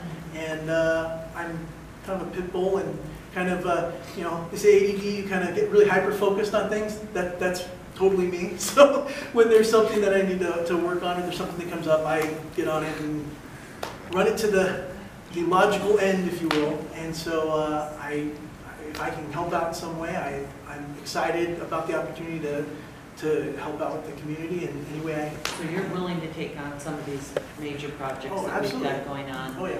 And you're not afraid of the hours? No. And you have a family, you moved I here with a do, family? yeah. So I have a wife and 3 kids. Okay. My oldest, she'll be 11 here in a couple weeks. And my oldest daughter, my youngest daughter just turned 7, and my son just turned 4, So they go to Meadowlark? They actually go to Santa Clarita Christian, because Okay. we moved in between and everything, so. Oh, yeah. okay, got it. Yeah, so we live in the Shannon Valley, and we absolutely love it. I think my wife initially had some hesitation about moving out from, you know, all the conveniences, you know, we're talking about that. And when we got out here, my happiest I've been in 6 months was sitting on the porch, and she just says, I love living here. Like, I am so happy to live here. And I said, that made, you know, my heart just jump, because I love living here. And this is truly a blessing to live here and enjoy everything that we do have. Well, I agree. I came here kicking and screaming. I did not want to come. My husband is sitting behind you and he's like, you're going. And I'm like, well, maybe. Let me think about it. No, maybe. Got out here and there's no lights. The grocery store was really far. Yes. And now I Could come pull you kicking away. and screaming back Yeah. out. So I just wanted to make sure Yeah, that absolutely. the hours and the commitment And who the heck you are? There you go. well, I didn't say that, Jackie. And I can tell you, he just really knocked himself out on this AT&T thing. Yeah, I agree. I was in communication with him back and forth and back and forth and back and forth, and he was just a whirling dervish in He terms just of. said that. He said he's very detail-oriented and committed. Yes. Okay. Now, when is it, that next week or next meeting we vote? For Say 3 candidates and 2 positions. We can do that I thought- before January? I thought it was January, but. Well, we seat them in January, Oh, do we vote in January Don't again? ask me, I don't know the rules. I don't know. If you- I just know the code. You can seat them anytime, I believe, if you put it on the agenda for next meeting, we can vote next meeting. If you want to wait till. So Kelly had suggested because of the timing of the election and I everything. just thought it was kind of strange that we just had an election and we didn't have 3 more candidates. Right. And I thought it would look better to. Yeah, and that's kind of one of the things that bothers me a little bit is Yeah. we had an election and neither of these 3 gentlemen that have applied signed up for the election as a candidate. Yeah. I know you've been here since, you said 8 months now? Yeah. So, because we're appointing, Force an election. generally in an election, you can change the direction of something because people will elect you and, you know, you come out and say, well, I want to do this, I want to do that, that town council is terrible and we're going to change you all out, and you get in with a mandate in an election. This is a little bit different, we're appointing you, so we assume that the populace of Acton still agrees with what we're doing, or they don't, you know, so we're still operating on our mandate when we're, so we're going to pick candidates or appointments that we believe are in our vein. And so I'm just curious why you just, it was just not your big issue, hadn't hit you, hadn't been working on it? I wasn't aware of how the process worked to even run or anything else. I've always had an interest in getting involved in public service at some level. So getting involved with AT&T, and then Russ had said, hey, you know, there's an opening. I thought, well, okay, well, absolutely. But yeah, there's no criticism with. No, I don't think that. I'm just No, but I curious. understand Yeah. the mandate and wanting to align, make sure somebody's aligned with what you guys feel your direction is. It's the same way we got Dylan on our board. He was sitting at a meeting, I looked at him and said, this gentleman, does he want to be on our town council? And he said, yeah. Well, Look, yeah. So, you know, so that's one of the way we gain our members. Absolutely. So I was just curious. That's why I asked Jeremiah, you know, where did you come from? Yeah. I understand, you know, being 8 months new in the community, I wouldn't have known much about the town council. I still I didn't don't start, know. I didn't start coming until I saw something that was Right. Well, and that she's concerned about. Once That's I- how we all, Pardon? I believe that's how we all kind of ended up here. Yeah, Something we that did. slapped us in the face and Something woke hit us us up. hard. Not me, Madge asked me to run. Madge, way Oh, back when. yes, Madge did ask Actually, me. I believe I got a call from Pam one night. Yes, you did. What about the third candidate? Yeah, I'd like to have a chance to Me speak too. with the third candidate before we seat anybody. The I'm third sorry. candidate, That poor guy hasn't been on the hot seat yet. And And he needs he's- to be. He'll be here at the Yeah. next meeting. Yeah. He His did wife's speak a little bit birthday's a month ago. important. He was here, Oh, not I last missed- meeting, but the previous meetings. but- And I've been in That's communication what with him as well. And he is more than happy to serve as the emergency preparedness liaison with the town council and serve as a representative of the town council with the school board putting together their safety program for 2018. That's awesome. Actually, you mentioned school board. I heard, are you running on the school board as well for that appointment? I was originally intending to, but I ended up picking up a third job, so Okay. with everything going Oh, on, gosh. plus I was planning on running for both the town council and the school board at the same time. The school board unfortunately wasn't a feasible. Okay, I was just curious because we, it's a lot of work. Wow, I don't know, you know, this is just a lot, so I was just. Yeah, I was curious. originally planning on it, but Okay. it didn't seem like a feasible option at the moment, Okay. unfortunately. Well, and then there's a school board election in another year, so. Yeah. An opportunity. And town council election. And a town council election in another year. Do you guys both do a 9 to 5 standard with your work? Is your schedule flexible at all? Mine is relatively flexible because I'm kind of at the top of my work trip, so I have some flexibility there. With when you have my church stuff, that varies depending on when I get called out of state or to travel, but. And how about you, Brent? Currently, Monday, Wednesday, I'm generally 9 to 5. And Monday, Wednesday, I also teach right after I get home until about 6:30, and then I come here for the meetings. And then every other day, I'm actually working with Vincent Hill, but that's generally a little bit more flexible, so I can always work around certain things. And then Thursday, you're going to be Santa Claus. Next I'm going to be Santa Claus, then next Thursday, I'm going to be at the school board meeting presenting an award. That'll be fun. Nice. I just was curious because, like tomorrow, We need Tuesday we're morning. doing a field trip to the Board of Supervisors meeting to support our amendment to our CSD. And we have quite a few occasions where we have to go down and either go in opposition and speak to the planning commission and you know, there's 7 of us now and there will be 9 when we're fully seated. And it's always nice to have, Spread the a love. small group that can kind of count on. And I know that people that work 9 to 5 are never going to be, in that number. So it's nice if you both have some flexibility on certain days of the week At that the you might be able to foreseeable future, participate. most of my time at Vincent Hill is normally night shifts.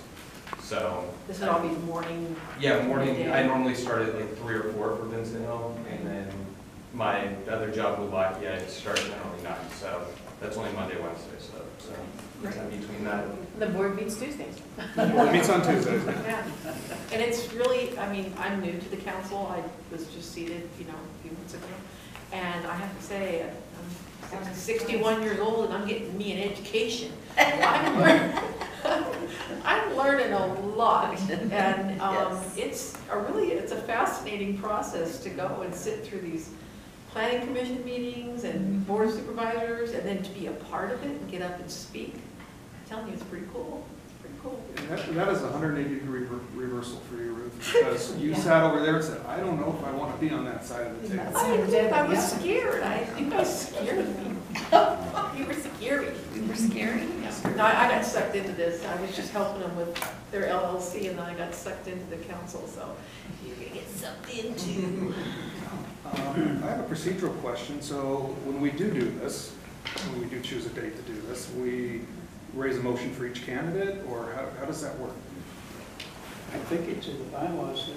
Well, it's in the bylaws that we can appoint. I'm not sure it tells us exactly. Oh, But we're going to vote, or secretly, is that? That's in the bylaws, we'll have to look it up. Okay, we'll check it out. We need to check that out. But yeah, I think we'll just make a motion to approve, you know, we can do it individually, it doesn't matter. Yeah, for each whatever we want them to, their role that we would like for them to have. Do we lose those people? I think that there's an issue there. Yeah, I don't know.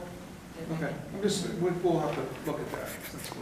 Yeah, I don't think it actually states it, it just says we can appoint them. Right. Yeah, I don't believe it actually states how. Which we need to revisit. Because we have 3 bylaws. serious people looking for 2 spaces. Which doesn't happen. Which never Never happens, happens. so our bylaws are full of things that don't, Did it never happen. That could We- never happen? Yeah, are not covered, but we get all these things that don't happen that are covered. Mm-hmm. So, Yeah, and we want the opportunity to talk to Rob. oh, absolutely, I would like Jackie was- everybody to have equal opportunity and, So that would be nice, next meeting, if we could talk to him, I think that we push the vote to, push the vote till first of the year. I told him that his wife comes first. Well, of course, Yeah. tonight, yeah, absolutely. Tonight, so. He's a Okay. smart man. He'll be here. I think after Christmas, let's, let everybody have a nice holiday and not stress out and then come back and jump on. Okay, That sounds great. okay, that's good. I'm You good. guys okay with that? So that's going to be on the agenda on The December, we're going to talk to January Rob. 8th. January 8th is when we'll do the vote of the seating. Okay. And we'll talk to Rob. Does that give enough opportunity to get in and speak to us? I think Rob can speak to us hopefully at the next meeting, the Mhm. last meeting of this month. Yeah. Okay, let's move on to Sustainable Groundwater Management Act. And I put this on here before I got Jackie's letter. Jackie had put it together, but Because I was supposed to write it 2 weeks ago. I had sent an email to Paul Masselbas, or however you say it, Miss Selvas or something. Masselbas, on, I thought it might be spelled backward, and I tried to turn it around like a word game or something. But anyway, I sent him an email on November 12th, shortly after our meeting. And I said, attached in PDF format, you'll find the write-up of our East Acton GSA meeting as published in the November 11th issue of the Agua Dulce Acton Country Journal. I'm also providing a link to the video of the meetings, courtesy of the Acton Agua Dulce News. We look forward to having an ongoing dialogue with you as the GSA files a boundary modification, as you develop details regarding how the Resident Advisory Committee will be initiated and structured, and as you work toward developing an exit strategy authority to allow the East Acton GSA to dissolve as soon as we are deemed low priority. And he answered it by saying, "Thank you all for hosting us." That's it? That was it. That was his answer. I thought your email was worded perfectly and very, very clear and very to the point. So I think there was no question about what Acton wants. I finished, the last paragraph was, as I'm sure you perceived at our meeting, there's a great deal of community concerns about this entire issue. The sooner you can eliminate the uncertainty for our water haulers and our residents, the better. Yeah. So Yeah. I was just very unhappy with his response. And I don't know if, I've read through, I did an initial reading of your letter, Jackie, and I think you're being too nice. Well, yeah, let me just, this letter was in the GSA meeting. We had our town council meeting, and I had made a motion to, because Kirk Allen came up to me and said, can you write us a letter to let us know that the town council supports this boundary modification, which we absolutely do. And so, so I had made the motion that we do that, and we also make sure we clarify what's going on with the water haulers. And it's just taken me several weeks to write this letter, and I apologize for that. So the tone of the letter that I struck, and of course it's a town council letter, so you guys can, this is a straw man, we can change it however you want, was sort of giving them the clear indication that we support this action. Because he said, if we bring this to the Board of Supervisors, it's better to have a clear letter from the community that the community supports the action. That sent kind of fireworks going off in my head in the first place, because why are they going to the Board of Supervisors to have this issue supported by the Board of Supervisors if they themselves are the GSA. Putting that aside, I said, okay, fine, I drafted this letter as if clearly we support this action. If there's any question of the Board of Supervisors that we don't support this action. And then I put in here a line, and then I later took it out, saying the two things we want to see on your agenda next time is AVEC being on the board, and you guys agreed to dissolve this once our boundaries are revised, and we are reprioritized to low or very low. And I took that latter one off, because we did make that point to them in the meeting here. But I thought, well, the purpose of this is to get the board to agree to go for the boundary modification, because I still have an uncertainty in my mind if they really are the GSA, or is the board the GSA. And so I do not want anybody on the board to get the sense that we're being a bit terse and therefore not go for the boundary modification that the GSA voted to do. See, if this isn't really GSA, if the GSA really is the board, you understand what I'm saying? No, it makes perfect sense. So my goal was to strike a tone of some conciliatory overtones, yet still make it clear that we want AVEC to be on the board. Because what happens afterwards, when it's reprioritized, we can bring that up at any time. The most important thing is to get this boundary modification application done. The window for that is January 1 to March 15, I think, or maybe March 1. So it's a small window. So I just want to jump through that window before we start pushing for the other parts of our agenda. I don't know if you all agree with that or disagree with that. The second thing was I wanted to also sort of take it as a conciliatory tone, because we heard Mitch Glazer on behalf of regional planning making statements here with respect to the processing of the CUPs applications by the water haulers. And that whole action is going to be sort of in stasis mode until the reprioritization is done. That left me a little uncomfortable because there's still nothing in writing. That was just an announcement that was recorded and reported, but it's still not real. Okay, so we have nothing. So I decided, instead of, in what I wrote here, to go, instead of going, all the way to the end conclusion to dissolve this GSA, rather we'd ask for specifics on what exactly it is that you're doing with this application for the CUP, and then why are you doing it and what the roadblocks are, so that we can understand the entire landscape of their decision-making process. But you guys can change it. Obviously, we're going to change it however you want to change it. I'm fine with that. So. I just get the feeling he's going to answer, thank you for your letter. Well, Mr. Allen specifically asked us to write this letter. And I thought it would look weird if we actually said, you asked us to write this letter that we support what you're doing. That's, but. Jackie, the part also about this resident advisory committee, 100 people signed up a sheet, and what is that? What is that? I mean. Well, I don't disagree, but I also don't think you're going to get anything out of them until they want to hear from the resident advisory committee. And honestly, there's nothing really to be done or said until that application gets submitted. Oh, so that's the other thing here. We want to look at it before they submit it. Yeah, so I forgot, I added that in too. So we did say that. It's like we look forward to the opportunity of reviewing the application before it is submitted. Okay. We're sort of asking for some stuff here, so I didn't want to be too peremptory, or I don't know what the right word is, but too.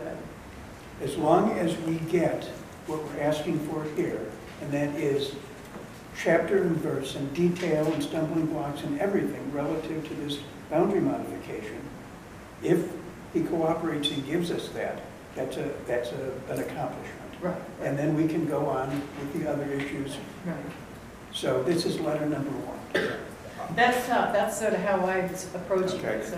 I I think that's can fine. buy his letter. Because if we don't push for the dissolution, because they seemed to be a little hesitant They did. to do that. So let's work with the things we need, make sure that we're involved in this process, and get it done, and then we can push for the dissolution. Right, Okay. because as the lawyers like to say, the matter's not right, Exactly, right? exactly. So that the- Why put a element of confusion, distrust, demand in front of, or on top of it, or mixed in with this? Right. This is right. what we need first, so we gotta And concentrate. they know on we first. want, we're looking. They know for we that. want it, yeah, they know we're looking for an hour. So maybe the thing to do is after January, after we've seen the draft, say, or I don't know what the right time is, but ask them when they're gonna start moving forward. And with maybe we citizen could ask him advisory. here when we can see the draft. Yeah, maybe just, yeah, that'd be a good Yeah. request. We'd like to see. Okay, so what, all right, I'm gonna be Kelly here. What do you want? You gotta write it. How do you want me to read it? Well, let me read this. Shall I just read the letter and then just throw something at me if I'm reading and you want to stop and add something? The Acton Town Council would like to thank you and Mr. Maselvis and Mr. Glazer for putting together the first public meeting of the East Acton GS Groundwater Sustainability Agency, the EGSA. The Acton Town Council supports the actions taken at the meeting, particularly regarding the application for a basin boundary adjustment. We look forward to the opportunity of reviewing the application before it is submitted. Please advise us of When that will be your available? projected timing or, Okay. Contact you? yeah, I guess. Or just the contact us? Okay, yeah, please contact us, I guess. Yeah, you've been pretty much their primary contact, so that would be fine if they contact. Yeah, but it's better to. Just put, I want contact to the do Acton Town Council. Yeah, as a- as a okay. band. Or I'll just send this to you, and then you can write however you want, the word version. I'll put a star for you there, okay. So the Acton Town Council understands from the discussion at the November 6 EGSA meeting that conditional use permits, CUPs, submitted by 3 water hauling firms in Acton will be processed after the boundary adjustment application has been acted upon by the State Department of Water Resources. To ensure the community's understanding of this course of action, the Acton Town Council respectfully requests that the EGSA, or alternatively the Department of Regional Planning, whichever is more appropriate, please summarize what the proposed course of action is regarding these CUP applications, why this course of action is deemed the most appropriate, and what the current stumbling blocks are to moving forward with processing these CUPs at this time. The Acton Town Council would also like to recommend that for the next EGSA meeting, the AVAC, Antelope Valley East Kern Water District AVAC, be seated as a member agency on the EGSA. Thank you for your time. Thank you again for your time and effort. Sincerely, Wes Fox. CC McSway. With a little bit of teeth in there, I fully support it. Okay, I will make that change. So Do we have why a it quorum is, here? when do you think we're going to Yeah, I'm see fine this? with it, yeah. Everybody's fine with it. Okay, all right. So that's what I'll do. Do you have access to the new letterhead? You know what, I thought, maybe I'll just make the change and send it to you, because you gotta sign it anyway, and you can format it, and, is that good? Okay, fine, I'll do it. I know you sent it out, it's probably in my email somewhere. Not to seem silly here, but what was the 14-day, we did 14 days after the first GSA meeting, what was gonna be? They were supposed to formally notify the Department of Water Resources that they intend to seek a basin boundary modification. And I was either 10 business days or 14, I don't remember. It was exactly. 14, so it wasn't the application, it's just a notify them. Notification. That is correct. The That was their application intention. cannot be submitted until January 1. Because I was starting to like hyperventilate over here, thinking, oh my gosh, 14 days. Well, it's supposed to be just a little, there's a portal on the Department of Water Resources website, excuse me, and they're just supposed to send something through there. I'm Maybe not we should sure. ask confirmation on that, Well, or is that too much? Is that well, too sharp a teeth? here's, What did you say, Tom? Maybe we should ask for confirmation that that got done. I thought about that, but let me explain why I didn't put it in. Because if they haven't done it, then I don't want there to be something in their files that indicates that they should have done it. So, what I mean by that is if it's really the board that's at GSA and they have to do this, then it's 10 days after that. But if we ask them if they've done it and they haven't done it, they're gonna have to come back and tell us they haven't done it. And then, and it's because they're really not the GSA, they can, since there were no minutes taken at this meeting, it wasn't recorded, I am not convinced how real it was. And it's the actual GSA that has to do the decision and then, I can't answer that question very well, but I think it's not a good idea to ask for proof. Yes, because. Well, maybe we don't ask it, we just proceed in a manner that it's been done. We assume that it's been done, and we proceed in a manner that if it hasn't been done, they would have to say, well, never, they'd have to come forward and say, well, we're not the GSA, the board of supervisors, GSA, the board of supervisors is going to do that, not us, and we can get that clarification. I don't know, just. Yeah. This is. Or somebody can look on the, I went on the GSA website today, EGSA website, and I couldn't find any indication of the notification being done, no notice of the notification. So that's why I'm a little bit hesitant. Doesn't mean it hasn't been done. Right. But if I ask, did you do it on time? They have only two things to say. Yes, they did, and of course they better have. Or, no, they didn't, and then they're now painted into a box where now it's too late. I'd rather, do you guys understand what I'm saying? Well, if it's too late, they're gonna have to admit it in response to the letter. Yes, but then we're forcing it to go to a board vote, and then there won't be time for that, and then they get the application done, and then they get it in by the March deadline. Because sometimes you have to schedule it before the board several months ahead of time. So I don't actually, we can write this letter however you want. My head is Sometimes swimming. questions are better not asked. Maybe a phone call's better. Well, maybe, as I said, maybe something. Or an email from a private citizen saying, hey, I just got on the Sigma website and I didn't see any indication of the notice. You know, or Thank you for your email. Exactly. My feeling is there were so many people here that night witnessing what they were saying and witnessing their commentary and their promises as a GSA that I would think they may have followed through. well, I want to have certainly faith can, in them. Yeah, do that. absolutely. well, do you, and I get it, trust me, I agonized over it for about 20 minutes, do I ask this question? Well, you had already told them how, long ago that they had to do that, which they were not even aware that they had to do that. But you That's told why I them was that they had pushing to. so hard, yeah. I'm almost too afraid of the answer, is what I'm trying to say. Have faith. I have faith. So, okay.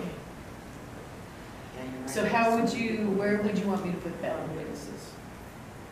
Which part, Jackie? The stuff about did you file the notice that you No, wrote? I'm gonna say, I don't- Maybe unofficial, maybe just an unofficial question would be the way to do it. Okay. Yeah, I would. It would be Not in a Kirk. formal It would be Kirk ATC anyway. position letter, So- just maybe an email and say. Kirk's not on the GSA board, so maybe he can answer that question. Because he's the one who's doing Maybe all just the a work very anyway. casual, oh, by the way, did you guys? By the way, we were just wondering how we verify that we're set up for Okay. something. Well, I don't know, because if they're not the GSA, the Board of Supervisors is the GSA, and it doesn't get done, it's still got to get done in the way that the Board of Supervisors get it done in time. Okay, so we're already in trouble out of the gate if it didn't get done. Serious trouble. There was one bloodshed that night. Yeah. I know. So How about that's- this, Russ, when you send the email, Could What did your you guys ask in the sense of, hey, based upon the feedback at the meeting, it sounded like this was going on, just wondering what the status is? I mean, Yeah, that's yeah, kind of what I was yeah, asking. I mean, That's we're a having good idea. just clarification rather than. but maybe not in the letter, So maybe in the informally. email. Yeah, I think so too. Because this is addressed to Kirk, because that's, It's the just very POC casual. is on the on the Sigma meeting, on the GSE meeting, or whatever they are. I just made up these stuff. It's just, you know, inquiring minds want to know. I know. It's pretty afraid with the. I do too, but I'm afraid of the there. answer. It's like, I don't know. So, how about when you send this to us as an email, as an attachment on the town council email address, or whatever, you can say, does everything go fine, because we don't see it on the Sigma. I'll double check the Sigma website, or you can, or we all should, but I'll check it, and when I send this to you, I'll let you know if it's there. Okay, All right. are we done Yeah. with that? Over, done. Okay, over and out. Okay. Commendations and plaques. Ruth has delivered an invitation to one of the owners in Don Chateau, and I've delivered a letter addressed to the owner of McDonald's and reviewed it with the local manager. In the letters, we presented 4 dates to come to the town council so we could present, and so far we haven't gotten any responses. No, Don Chato, when I gave it to Eddie, he informed me, no, it was Abel, he informed me he was very shy. And he kind of balked at the idea of having to come to a meeting. I said, look, our meetings are small. I said, it would be in and out really quick. I said, we just would like to give it to you in person at the meeting, give you the acknowledgement you deserve. But I said, if that's not going to work for you, I can bring it to you also, so. Okay, let's move on to committee reports. Now, I wasn't aware of this, I wasn't thinking of this before when I was making up agendas until this time. And so I just listed the committees as they're shown in the bylaws. And now I know Jackie is planning and coordinator, or planning and coordination. Who is publicity? That is me, and it was Ray. Yeah. Okay, who is finance, ways and means? Isn't that That's Pat. Ken? Oh, But we, Really? but we kind of combine that with the treasurer's report. Yeah, when we redo Bylaws, these we've will all adjusted change that. once the bylaws Yeah. are changed, so. We have a proposed adjustment to that particular one as well. Okay, community standards and decorum, community standards district stuff, or? Yeah. Well, okay. So, as everybody's aware, there's a meeting tomorrow with the Board of Supervisors and Yeah. Jackie and Ruth I and can Lisa go. are going. Say, who else is going? Road trip, Me, or, okay, just you and me? me and you. Okay. So you want to go, what time are you leaving, early, 7:30? You have to do that at 9:30, so. 7? Should Do you have to be there that early? Because it's item 43. You never Well, know. I was there at 9:30 to speak on an item about a month and a half ago. And I signed up, and then I went through the book at the front to look at the minutes. They didn't have it there, so I waited 10 minutes. And so it was literally 9:45 when I went and sat down and was sitting there, and then Chris, the planning guy, deputy, came up like 10 minutes later and goes, oh, that, they already voted on that issue. And I'm like, how's that possible? I was standing outside waiting to see the book, so within the first 10 minutes, they voted on an issue. Even though I'd signed up on time for it, I was out in the foyer waiting to go through there. You know, they have a thick book of all the attachments for all the items on the agenda, and they didn't have it in the right place, so I was waiting for them to come and bring it. So Well, yeah, and it probably really depends on how Kathleen Barker feels about it. She's probably already stated how she wants them to, I don't think so, she's never even seen this before. yeah. This has never been before this sitting board. What time would you like to leave tomorrow? How about 20 after 7? Is that good? 7:20 at the library, here in the parking Yeah, lot? perfect. You want to go?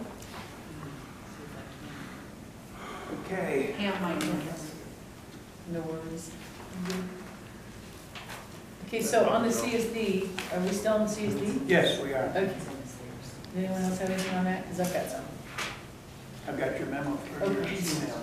Well, I have a couple things to add to it. Okay, So this was just a straw man of issues that we, when we sit down to discuss boundaries, or I'm sorry, CSBs, these would be some of the issues that we would want us to talk to the county about.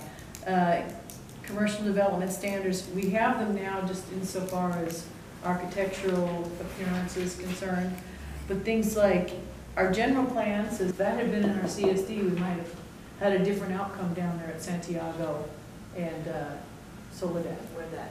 So anyway, those are the topics that I just sort of. Home businesses. Home businesses. Yes.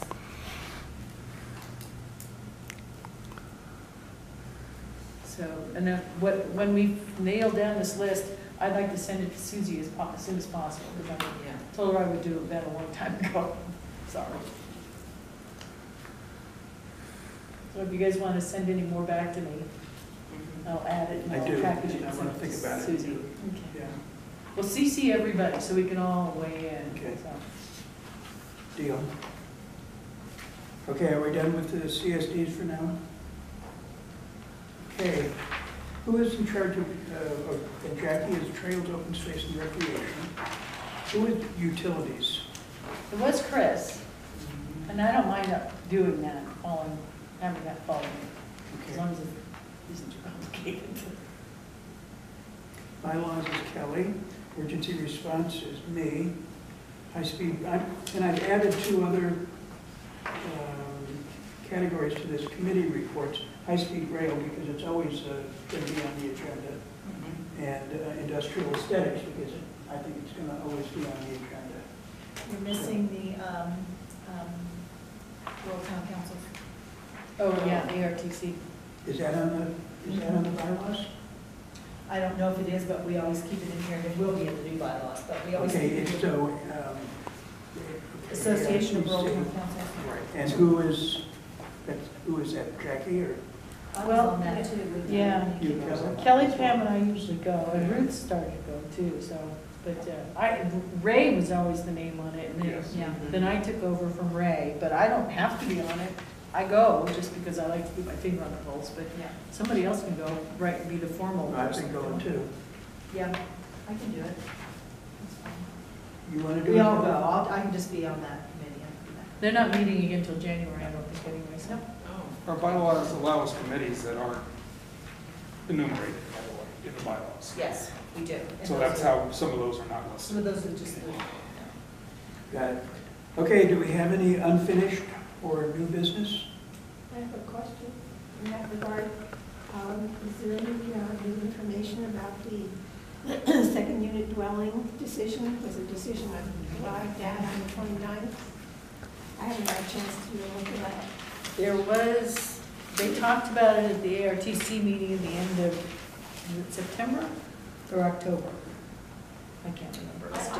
I did read that. And, There was a meeting on the 29th of November. of November, and I was just wondering if the county came to any decisions. I think we received some kind of a release. Our lady on next door was asking about it, and you provided a link. Well, there were some problems in the draft that they provided in October. That's why, I mean, there was some really weird stuff in there that we caught when we were at the ARTC. So, I don't know what happened. Did anyone go to, I guess no one went to the meeting? No, I'll look it up on the internet. We've got to have some results there. I do have something, maybe it might have been more appropriate during the council comments, but start time, the 7 o'clock start time is becoming exceedingly difficult for me. And we used to start later. I just don't know if there's any. The only problem with that, Tom, is that we're ending so late. We always end late, regardless of what time we So start. what's your proposal?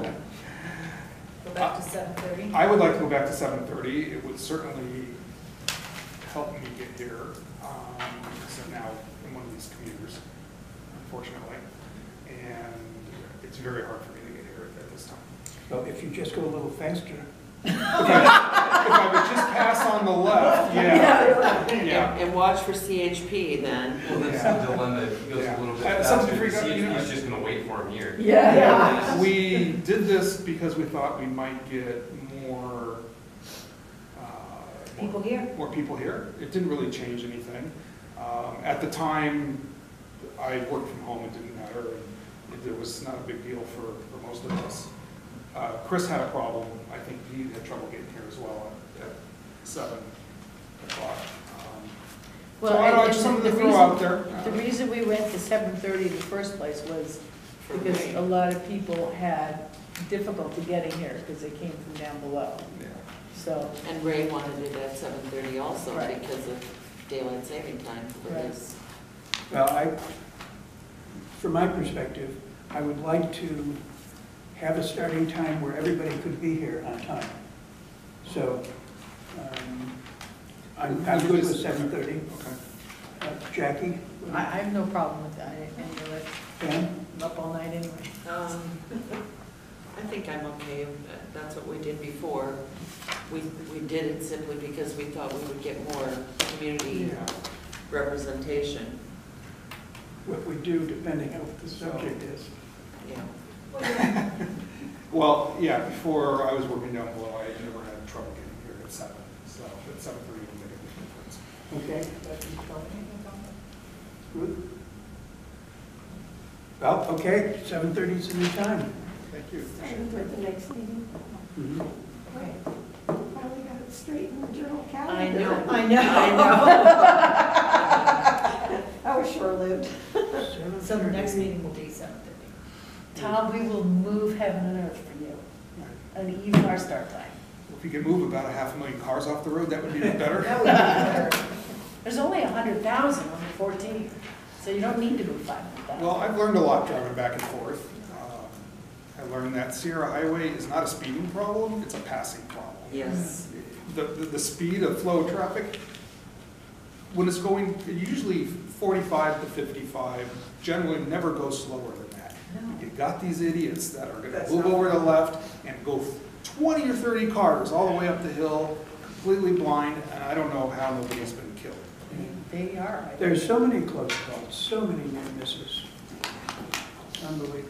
And I wonder what they're thinking when they're doing it. Yeah, what's Okay, I'm get not- home 5 minutes I'm not earlier, what sure are they those looking people for? actually have brains. Yeah, I think Okay, that- because I think. Well, okay. okay, then you can go slower. You get here at 7:30. Okay, items for the next meeting, agenda items for the next meeting. If anyone thinks of a subject that should be added to the next meeting agenda, please send me an email.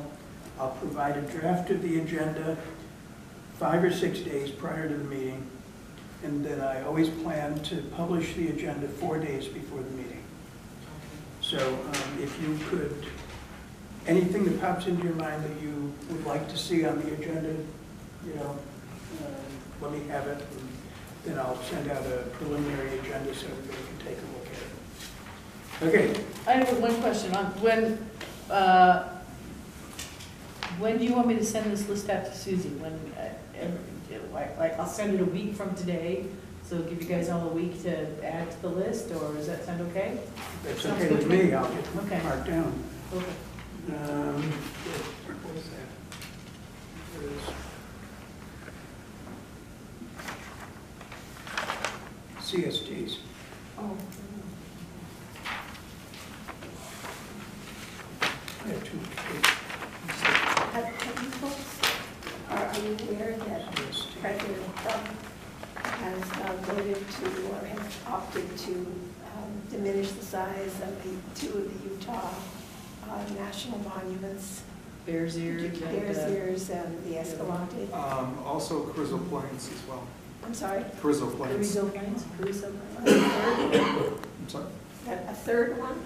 Well, Carrizo Plains is here in Southern California, and that's one of them too. That's No, I named just Jay heard Joseph. about the 2 in Utah today, but I was wondering, do we have any news about the, I don't think it's been, because I would have heard the chatter from the San Gabriel Mountains National Monument Community Collaborative, and my email's been silent, so okay. I'm assuming it's good. We wrote a really good letter on that. I mean, I spent a long time on that letter, setting forth all the 5 issues that the secretary is going to look at, historic, cultural, everything, and because we hit all the high points, and we have everything, we had everything we needed, so it shouldn't have been switched, but.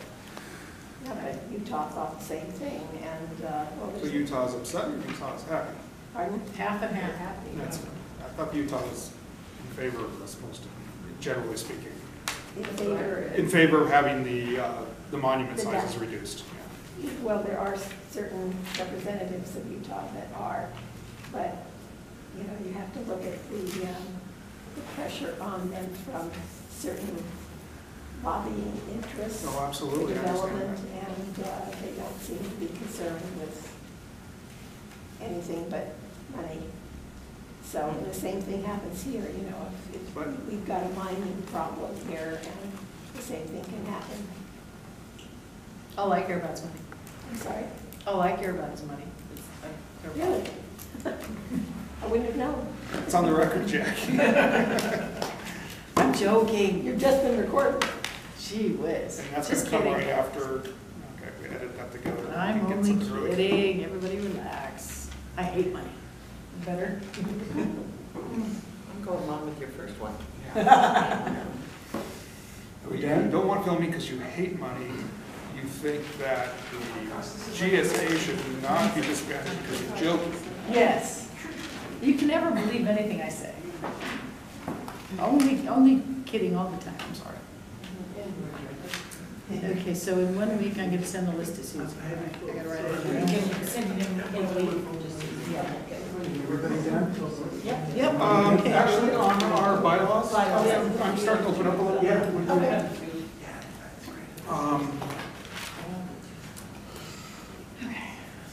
So after we come back and. Do you want to like, I'll send that. Monday morning or something, or This coming Monday? Sure. I'm done. think about that? Yeah, that should work. Okay. Would you be okay this coming Monday? In the morning? In the morning? So morning defined as what, like 9 o'clock or 8 o'clock or what? I'm fine. It's 9 o'clock. 9 o'clock? Where? Perking up, yeah. After your walk. Is that a CSD or bylaws? It's bylaw. Okay. Would be the bylaw. I'll go to CSD. Okay, we're getting close to being done. Okay, calendar. I'm done. Jackie, you're done? I'm done. Tom? I am finished, thank you. Ann? Ruth? Kelly? This meeting is adjourned.